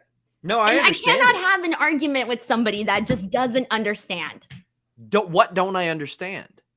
You are making it seem like this was not an important show. You're making it seem like this wasn't a moment where something Wait, had no, to that's not happen. true. That is You're objectively making it seem like untrue. it didn't have to happen right now. Like it could happen in 2 weeks from now. It could. I'm not saying that's not an important show. I am not saying it's not an important show. Do you You've not- got okay, billion-dollar deals. Look, B-Suite right here says 2023, you need to have more balance between TV and PLEs compared to the past. Plenty of time to tell more story before Mania. Yes, they've got Great. billion-dollar deals, Denise, for Raw and SmackDown. SmackDown is the most watched wrestling show in the world with viewership that's been doing very, very good on Fox. It is very important to have things on there. What you're effectively saying is that just doing it on a SmackDown doesn't matter because SmackDown doesn't matter. I don't No. even cover SmackDown No. on a Friday, and I No. don't believe that. No, I'm just saying when this is the big fight at your premium live event, okay? And this is the big moment between Roman Reigns versus Sami Zayn, something important has to happen.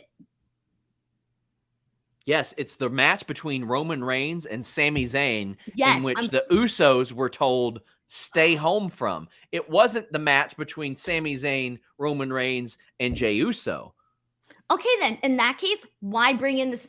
In that case, why did they include the Usos in this part? In that case, why did they have Jey Uso standing in the middle of Roman and Sami Zayn teasing this big moment? Why did they just tease the So- moment instead of actually doing it? So you'll watch SmackDown on Friday to find out what's next.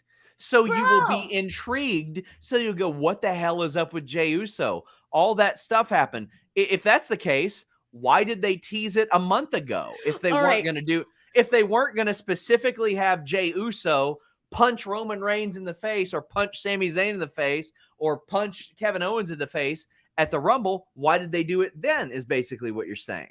Sean, I recognize that at this point in my time, I am wasting my time with this argument I think because you are. I don't think you understand where I'm coming from. I on do this, understand okay? where you're coming I'm from. I starting just to don't think- agree with it. Yeah, and I don't agree with what you're going with. I completely disagree. That's fine, but Michael Branson says we need to stop fighting. Alyssa Leggett says it feels like her parents' divorce. Ian Simmons says it's an episode of Sour Graps. Maud Matar wants us to eat leather together. And Patchy Rick says, I think this disagreement is caused by the story being unlike anything else WWE has done since ever. Yes, I'm interested in this because so far, even with the Vince regime carried over into the Triple H regime, I feel like this is probably the best storyline I've seen in. It's right there with Batista and Triple H for me, and I would have to go back and watch Batista and Triple H again. But that turn was perfect for me. Well, almost perfect. I thought that they could have probably done a little bit different with that. But on your marks, Lou says another $5 for Denise to realize she isn't booking these matches. Oh, I'm sorry. Apparently you are. I don't want to book matches. I'm starting to think that you're all up on there like, whatever. Quote the Raven says, putting my tinfoil hat on, since the Saudis might buy WWE, could that be a reason they didn't put the belt on Sami? No, that has nothing to do with that. Nothing to do with that. WWR official says, are we sure Vince had no input on that finish? It was the epitome of his lazy, vapid, no payoff booking. I don't agree with that. Like, even though it is certainly a result that Vince McMahon would have booked, I don't think that Vince would have seen this story through the way it has been. GM says they pulled a McIntyre Clash at the Castle vibes. How is the McIntyre not winning at Clash at the Castle sitting with you 6 months later? 4, however many months later, Denise?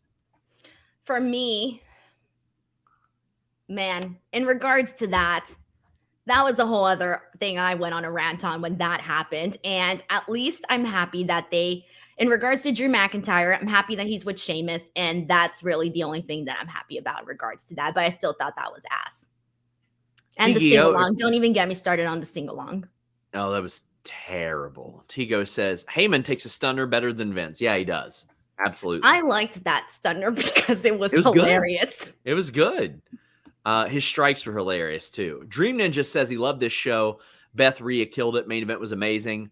Both Elimination Chamber matches were enjoyable. So much story to tell with Sami, Roman, Jay, and KO. Even Sammy's wife was amazing and added a lot. I did think that she added a lot. I thought they cut to her too much. But I should say we don't know much about Sammy's private life because he keeps it very private. So seeing them, I think, added a little bit to the match, Denise. I don't even think I realized I knew what his wife looked like. Yeah. Matt Hennessy says, Jay versus Jimmy at Mania. Where was Solo tonight? Don't know where he was, but I think they got to drop those tag titles at Mania. Brown says, due to the Bloodline story being so great, Triple H is in a catch-22 with fans as they transition from Sami Reigns to Cody Reigns. The fan sentiment, thank you. Knock Bogan says, add Sami to the main event, make it first pin takes WWE title, second pin takes Universal title, both pin Reigns, Cody gets the first pin. Sadly, not happening, though.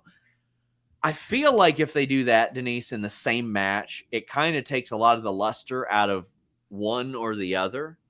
That's why, like, when people say, oh, do one night and one the next night, I'm like, well, are we pulling both titles off of Roman Reigns? Because it very much seems like Cody is going to become WWE champion.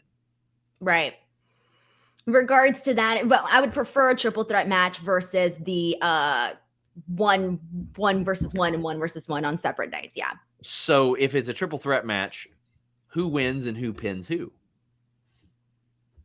Because I feel like Reigns Cody. I would say, well, it depends on where you're going with this. I would say Cody defeats Roman. I want to see, whoever wins, I want to see them pin Roman. Yeah, that's the thing. You could argue that, okay, if Cody pinned Sami or Sami pinned Cody, Roman could still argue that he isn't beaten, right? Like, I want to see Roman get pinned. Who do we got in here? Never mind. Jeremy's just hiding in the chat. Did he come in to referee and make sure we don't kill each other? No, I think he would probably encourage it. Matt says, Do we still get KO and Zayn versus Usos? Jay didn't turn on Sami. If that's got to be the plan, do the tag titles headline night 1 of WrestleMania. Zayn deserves the headline Mania, even if it's for the tag belts. So Kevin did headline a WrestleMania. Do you think they're going towards a tag title match? It seems like it. But should that main felt event, like the most obvious direction. Yes, I felt like should the that most main obvious event direction. Mania? Because like I love Rhea and Charlotte, but I don't think that's going to close the show. I don't think Bianca and Asuka is going to close the show. I don't think Cena and Austin Theory would close the show. Do you think that tag title match would? I actually can see Charlotte and Rhea closing one of the nights, and then the Roman Cody match the other night. Tyler says, hated the ending, too predictable. KO in the back the whole time and couldn't make it out. Triple H missed it. Ronda Rousey or Roman Reigns could have got the title back on SmackDown. Moment has gone forever. Well, we don't know where Kevin Owens was. He hasn't necessarily explained that. And again, he's not fond of Sami. Like that's what a lot of people was at home. We've established that. Yeah, he was on his scooter. Ian Simmons did not like the finish. The decision was expected, but the way it ended, didn't like it because now we shift to a tag match. It's not exciting. I'm not willing to say that it's not exciting because I want to see how it's built because we don't really have the build for the Roman or the KO and Sami tag team title match yet. Maybe it will be. Nicholas says, I believe Sami accidentally speared Jay when he aimed for Roman. Yeah, I mean, that was what was implied. Rob DeVore says the ending works because it has people arguing passionately about it. I don't think it's going to cause anybody to not watch the show. Does it make you not want to watch the show? Look, I feel differently than you. I've lost interest. Okay. Yes, I've Rar lost says, mostly an AEW mark, but the Bloodline story got me pulled in. Sami makes me believe. Was not a fan of all the interference and ref bumps at the end. I mean, that's me either, but that's pro wrestling, and especially this story. Alyssa says, liked it personally. We don't know who Jay was planning on turning on. That mystery element with Jay being ambiguous is intriguing to me. Almost reverts the story back to the central family dynamic with Roman and Jay. So I felt like, to Alyssa's point, the video that they played before the match, there were a lot of things that it missed. Like it missed Sami Zayn, like a lot of the Cody stuff. It missed him showing up on SmackDown when he wasn't supposed to, when Roman told him to stay home. But it really hammered home, no matter what, you're not really a part of their family, and their family is the only thing that matters to them. Matthew says Solo not coming is a nice touch, always listening to Roman. Did he tell Solo to stay home too? I think maybe it was implied. Okay. I don't remember like a specific. Did he? I think he did. I thought it was just the Usos, but maybe I'm wrong. Or maybe he's included. Maybe, I mean, he is their brother. JM says, I still believe in main event Jay Uso. Oh, I think there's still some meat on the bone there. Spike Lee, probably that Spike Lee, says Hunter didn't do the right thing. Jaden Fox says the ending fell flat on an emotional level, and that really disappoints me. Show was good overall. Bobby Brock was really bad, and Men's Chamber match of the night. I wouldn't disagree with Men's Chamber being match of the night. I don't think that Bobby and Brock was bad, but I could definitely understand where people looked at the result and were like, okay. Yeah, I felt pretty much copy and paste what this person said. Izzy says, it feels like TNA booking. Reminded me of AJ Styles' Magnus title match. There was a way for Zayn to lose, but make it fulfilling. I wouldn't compare it anywhere near Magnus. I think that their effort, Denise, was him hitting the haluva kick and Roman helping him as the send the fans home happy. I think that was a much better decision than having them sing with Tyson Fury. I think anything's better than having them sing. But at this point, they could have done that, and I would have been like, okay, whatever. They could have just done a sing along, and it would have been whatever. Trey says nothing tops baseball. Wrestling is a close second. 1A, 1B for me. Love this sport. Triple H said when it's done right, it's perfect. Love for Boost says Paul said you should just stay home because you see more on TV that you didn't or that you don't see live. Jay didn't pull the trigger after fist bumping Sami. Do you think there's like some sort of reckoning for Jay or Jimmy for even being there because they were told to not be there? Or do you think that secretly Jimmy was told, no, come on, and Jay was told to stay home? I think there's elements of this, but again, I feel that. So are we supposed to be like that the Usos showed up, specifically speaking for Jimmy? Well, yeah, we supposed to speak for both, but was it always planned that they would still show up? Or in terms of storyline with Roman Reigns, where does that leave them specifically right now with Roman Reigns? yeah. What are we supposed to believe? Are we supposed to believe that they defied Roman Reigns and showed up to Canada? Or that maybe they were one in did. it, or that they were in it regardless? But yeah, but it's not like, let's say just Jimmy did and Jay didn't. That So doesn't make sense. Well, I could see where Heyman told Jimmy, like, oh no, come on to Montreal, but told Jay, you all need to stay home. And then Jimmy just tells Jay, hey, I'm going to Montreal. You going? No, that doesn't. No, I don't feel like any of that makes sense. I feel like they either had to be in it all the time that they were going to show up. That doesn't make sense. Bugs Bunny wants GSP and Ariel to help Sami. Not happening. Flame says, can we get a Rey Mysterio story? Failed at No Way Out. Then Memory of Eddie. GM comes out, makes it a Mania triple threat, but this time with Sami. I think there's a possibility Sami still gets added to that match, but I don't know. I want to see what happens on SmackDown. James says, I'd accept Sean's point more if they had 6 weeks to explain Sami KO bloodline fallout, but they don't. They need to shift to Roman to Cody ASAP. Roman ain't going to be around that much. Like they were building to Sami and Roman the past 2 weeks, but Cody was heavily involved with Paul Heyman and with, like, they can do multiple things. They got 5 hours of TV to do it. Got somebody asking for the Angle Jericho Benoit Mania triple threat, 2 out of 3 falls. I'm just not big on that one because I think it minimizes beating Roman Reigns to do it back-to-back falls.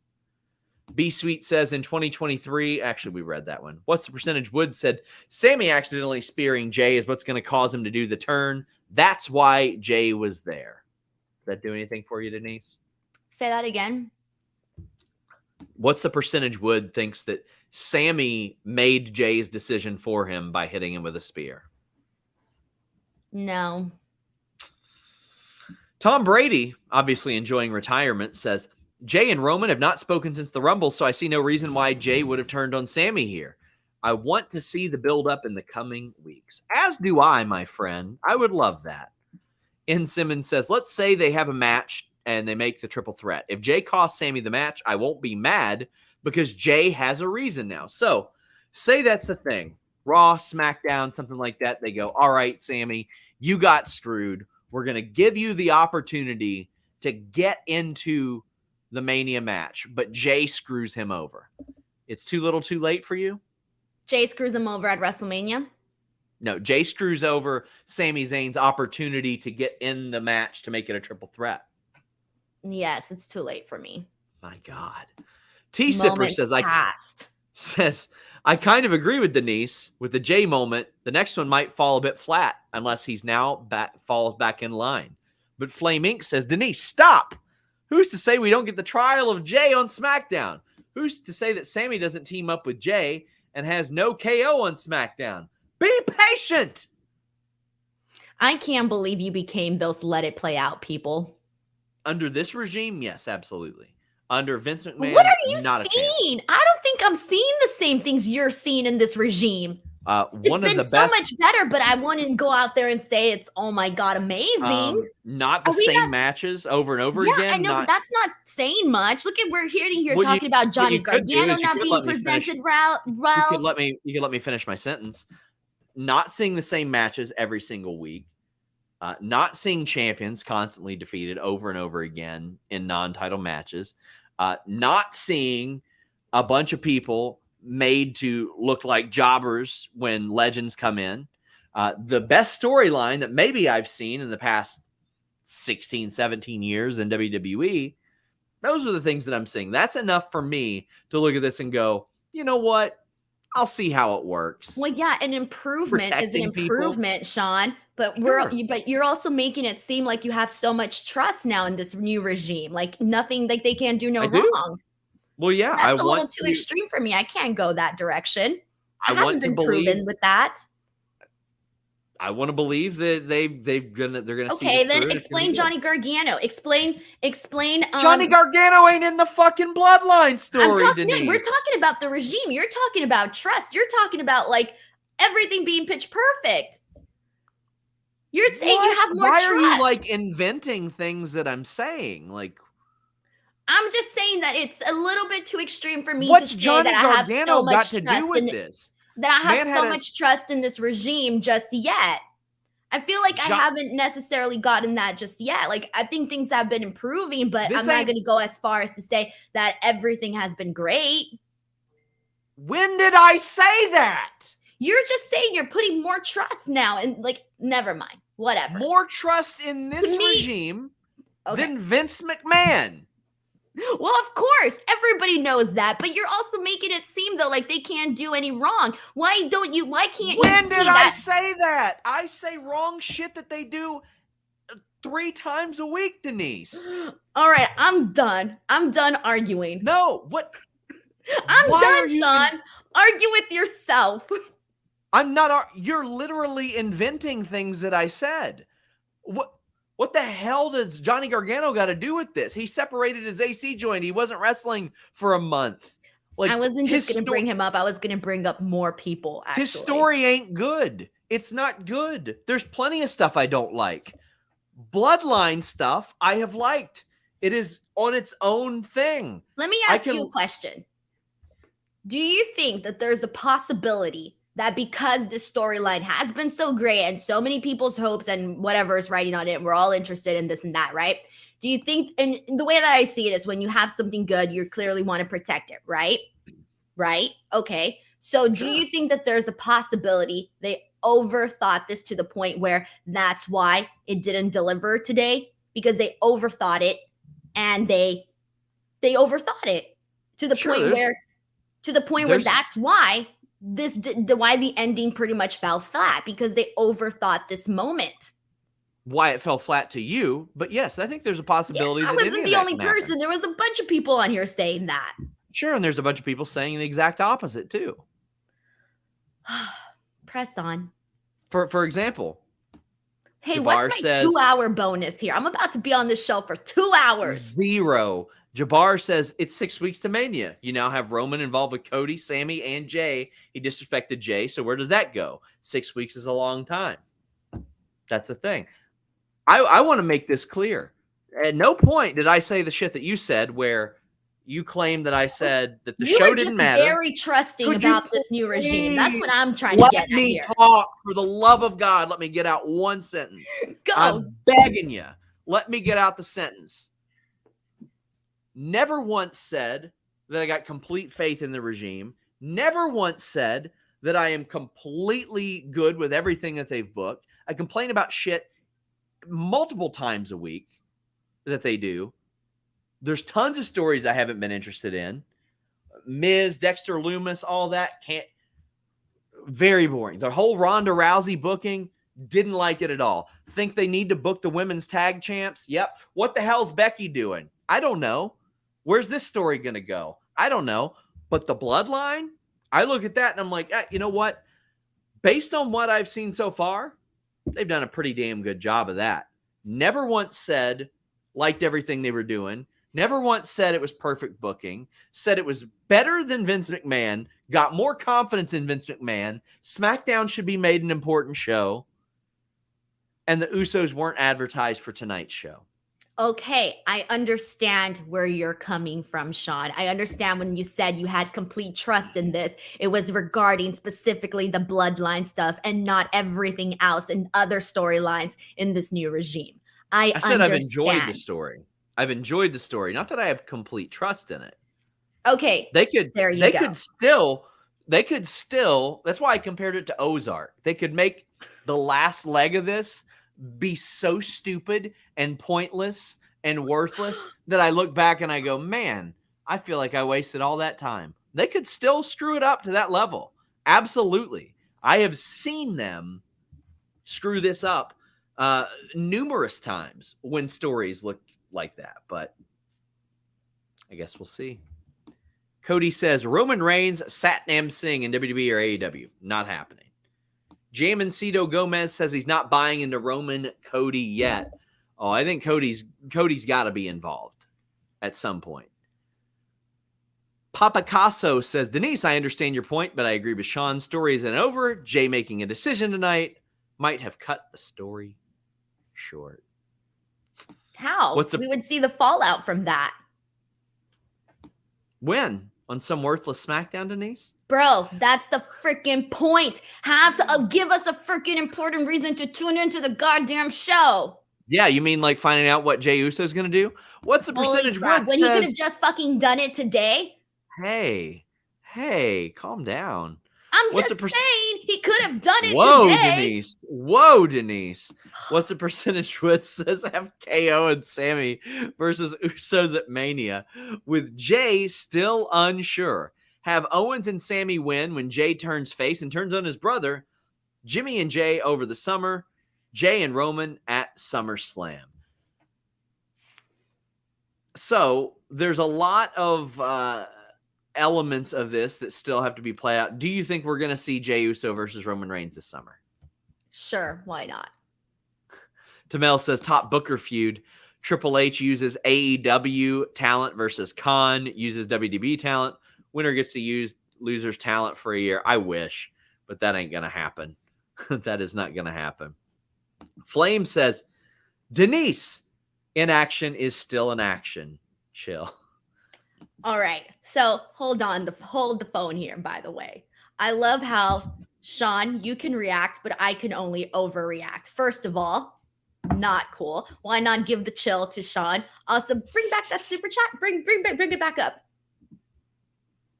This one? Yeah. Inaction is still in action. You need Blue Chew. Press on. We still have a bunch of super chats. Cody says, SRS859 says, I just read your ad.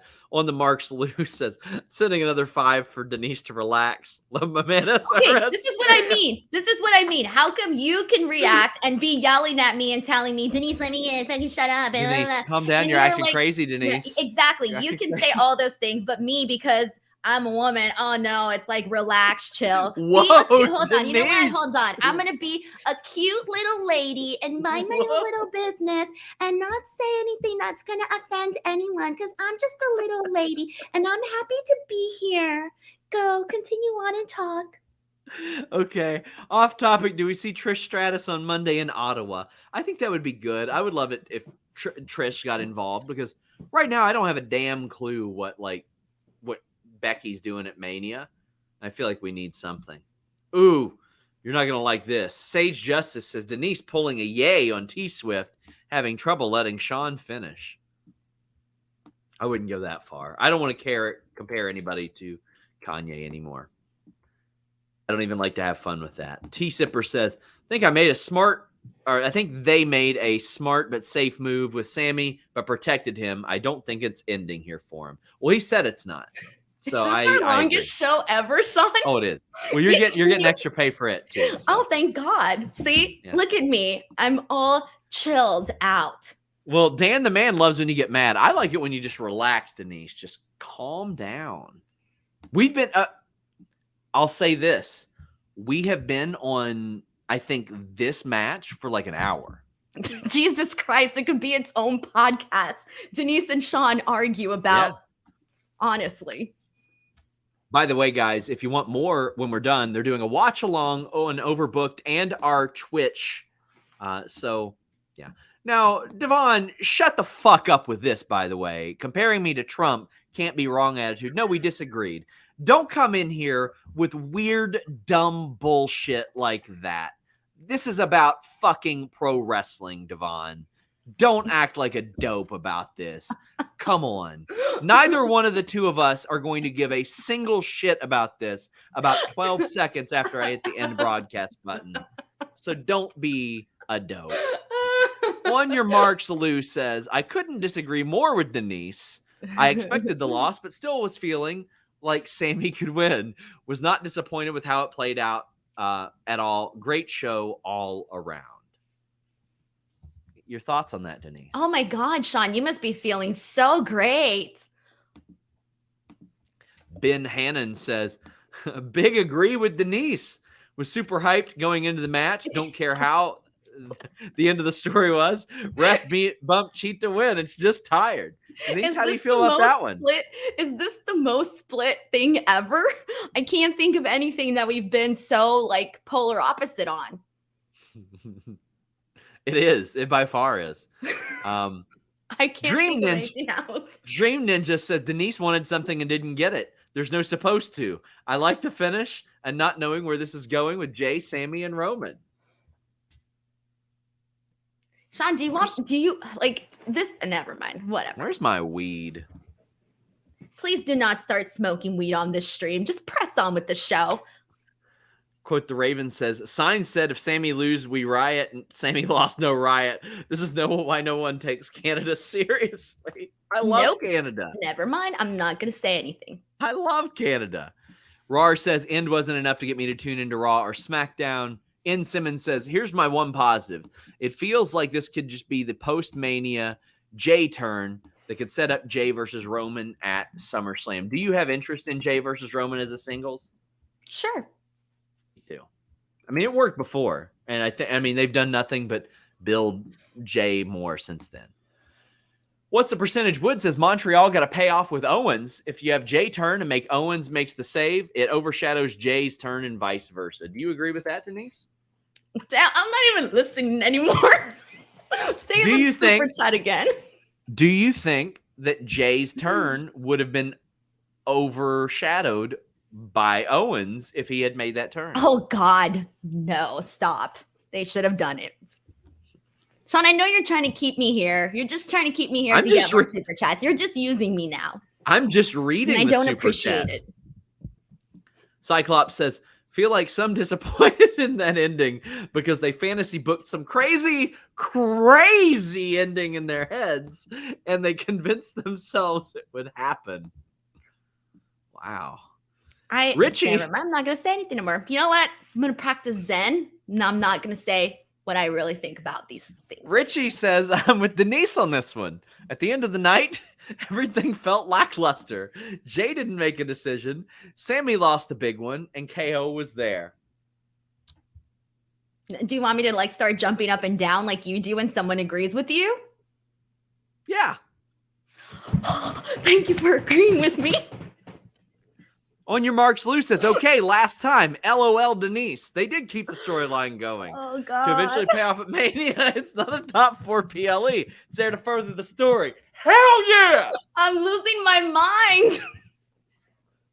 Oh, hell yeah. I'm done already. Fantastic Mr. Fox says, I agree with Denise. The Jay moment was huge and ultimately fell flat. I'm hopeful like Sean, but tonight was just missing something. El Grug says, I kind of agree with both. Oh my God. This is going to be the big debate of 2023. Let's say Jey Uso seems to be in a holding pattern which isn't great. But there are 6 weeks till Mania when more development can happen. All I'm going to say is this, man. If I get fired from Fightful, y'all know why. You're not getting fired. Why would you get fired from Fightful for this? You'd be like, oh, Denise disagreed with me. I don't want her on my show anymore. Is that how I sound? Yeah. No, actually, you don't. Jimmy, Denise don't agree with me. I don't like her. You know, she comes in here all Miss Hollywood and stuff, and I just don't like that, Jimmy. Let's go find somebody else to do this show. Oh, no, Sean, you froze. Riot tonight. Knock Bogan says, reminds me of when wrestling angles were man. T-Sipper wants to see more big mad Denise. Damn. Bro, y'all haven't even seen me mad. Y'all don't Denise even know when I'm really legitimately mad. Listen, Denise, if you want me, a very successful man, to put in a good word for you with media outlets so you get a a Mercedes Moné interview, I'll make it happen for you. I'll help you out, Denise. Sure. I'm gonna kick your ass, Sean. Like, watch. Next time I fucking see you, I'm gonna kick your fucking ass, and you can't even do shit about it. Sage says, haven't seen Denise this upset since I said you all wouldn't enjoy the territory era of wrestling. Don't actually think that. Oh, And that was geez. you. It was got me. mad about that. It was Why am I me. getting thrown into this? I didn't even care. Crazy. You were the one. You're crazy. I'm getting blamed for that when you were the one that was like, listen, pal. That was literally you. That wasn't even me. It was me. I know it was you. You think I would fucking care if someone said, you can't care about the territory days? All right, cool, whatever. James I'm getting Higgins. blamed for that. James Higgins says, agree with Denise. You know, we should make a shirt. Agree with Sean. I agree with Sean. I agree with Denise. Fartful. I'll make yours cost like $99 though. I James know you Higgins. James Higgins says, tonight could have paralleled Royal Rumble with Jay making the choice that Sami had to. It wouldn't have had the same impact if Sami turned on Roman on SmackDown 2 weeks later. Well, I agree with that with Sami, but Jay isn't Sami, and Jay is building to something completely different than Sami is. So, I mean, I don't think that's like apples to apples. Quote the Raven says, so wait, KO waits till after the match to beat the hell out of everyone? Oh, and Roman and Heyman recover from the stunner and a haluva kick? Okay, the selling, yeah. Heyman should have probably just sold dead. Heyman should not have woken up. Heyman should have laid there on the floor until they got done singing to the crowd or whatever the hell that they were doing.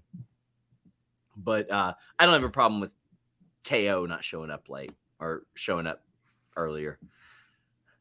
Avery Dunn says, could be unpopular, but I hope Jay refuses to acknowledge Roman and defends the tag titles because he loves his brother. Then he beats Roman at maybe SummerSlam. We mentioned like you would be interested in seeing Roman versus Jay. Do you want to see Jay beat Roman down the line? I mean, obviously he won't have the title anymore. I don't care enough right now to provide an answer. Well, I Denise, don't even know how I feel about that. We are down too far somewhere else where it's just something totally different. I would need way more information. I kind of want to see Roman on a descent after this, like some struggles. By the way, guys, leave a thumbs up. We are down to our last 3 super chats. Joel, what's the percentage Wood says, Sean, what are your thoughts on Dave's report that Vince has creative input on the Bloodline story and the report that Vince is pushing Triple H to keep the titles on Roman for the foreseeable future? Vince does provide input, but Triple H has final say on everything, is what all the talent is told. It's what everybody is told there. Wazim says, I know this might not matter to most, but as a Muslim myself, hearing and seeing what Sami Zayn is doing is amazing. He's practicing Muslim, and it makes me feel like I have a place. Long way from WWE portraying us as terrorists. Hell yes. Hell yes, it is. Big shout out for that. What's the percentage Wood says, all I want to know is, as strict as Canada is with having criminals in the past, how did they let Dominic in? Very clever. And Patchy Rick wraps us up. Patchy Rick wraps us up. Whose side do you think he's on, Denise? I don't even care. As a chaotic neutral, he says, I'm starting to think that the Bloodline story pulls a Game of Thrones final season. It would actually be hilarious. I didn't watch Game of Thrones, so Me either. Was it bad? I didn't watch it, but it was inescapable how bad the ending was to a lot of people. Well, Denise, this was a fun show. I don't think we've ever yelled at each other more. I gotta tell you, I let out a lot of release here, you know? Yeah, same. A lot of built up energy. Make sure you guys check out our sponsors, Fitbod, Harry's, NordVPN. But over on Fightful Overbooked right now, there is a watch along. It's also on our Twitch. We also have the Sour Graps review on Fightful Select. Please subscribe. Denise, tell the people where they can find you. Sean, I've been asking you to fix our lower third for the longest time because you just promote yourself on the show and you don't promote me. At _ Denise Salcedo on Twitter and Instagram. Please help me out. I'm like trying to get to 100,000. We're not all privileged like Sean. So go give me some love if you guys want at _ You have more Denise YouTube Salcedo. subscribers than us. And then youtube.com/Denise Salcedo. You can actually watch my real-time reaction to the Sami Zayn Roman Reigns match and more. Lots of content up there. So please check the channel out. We're going to have a ton of stuff dropping, a lot of WWE interviews coming up very soon. Check it out, guys. YouTube.com/Fightful. We are on podcast platforms everywhere. If you want to help us out, head over to Apple. Even if you don't listen on that platform, leave us a nice review. It helps us out an awful lot. Until next time, guys, we're out.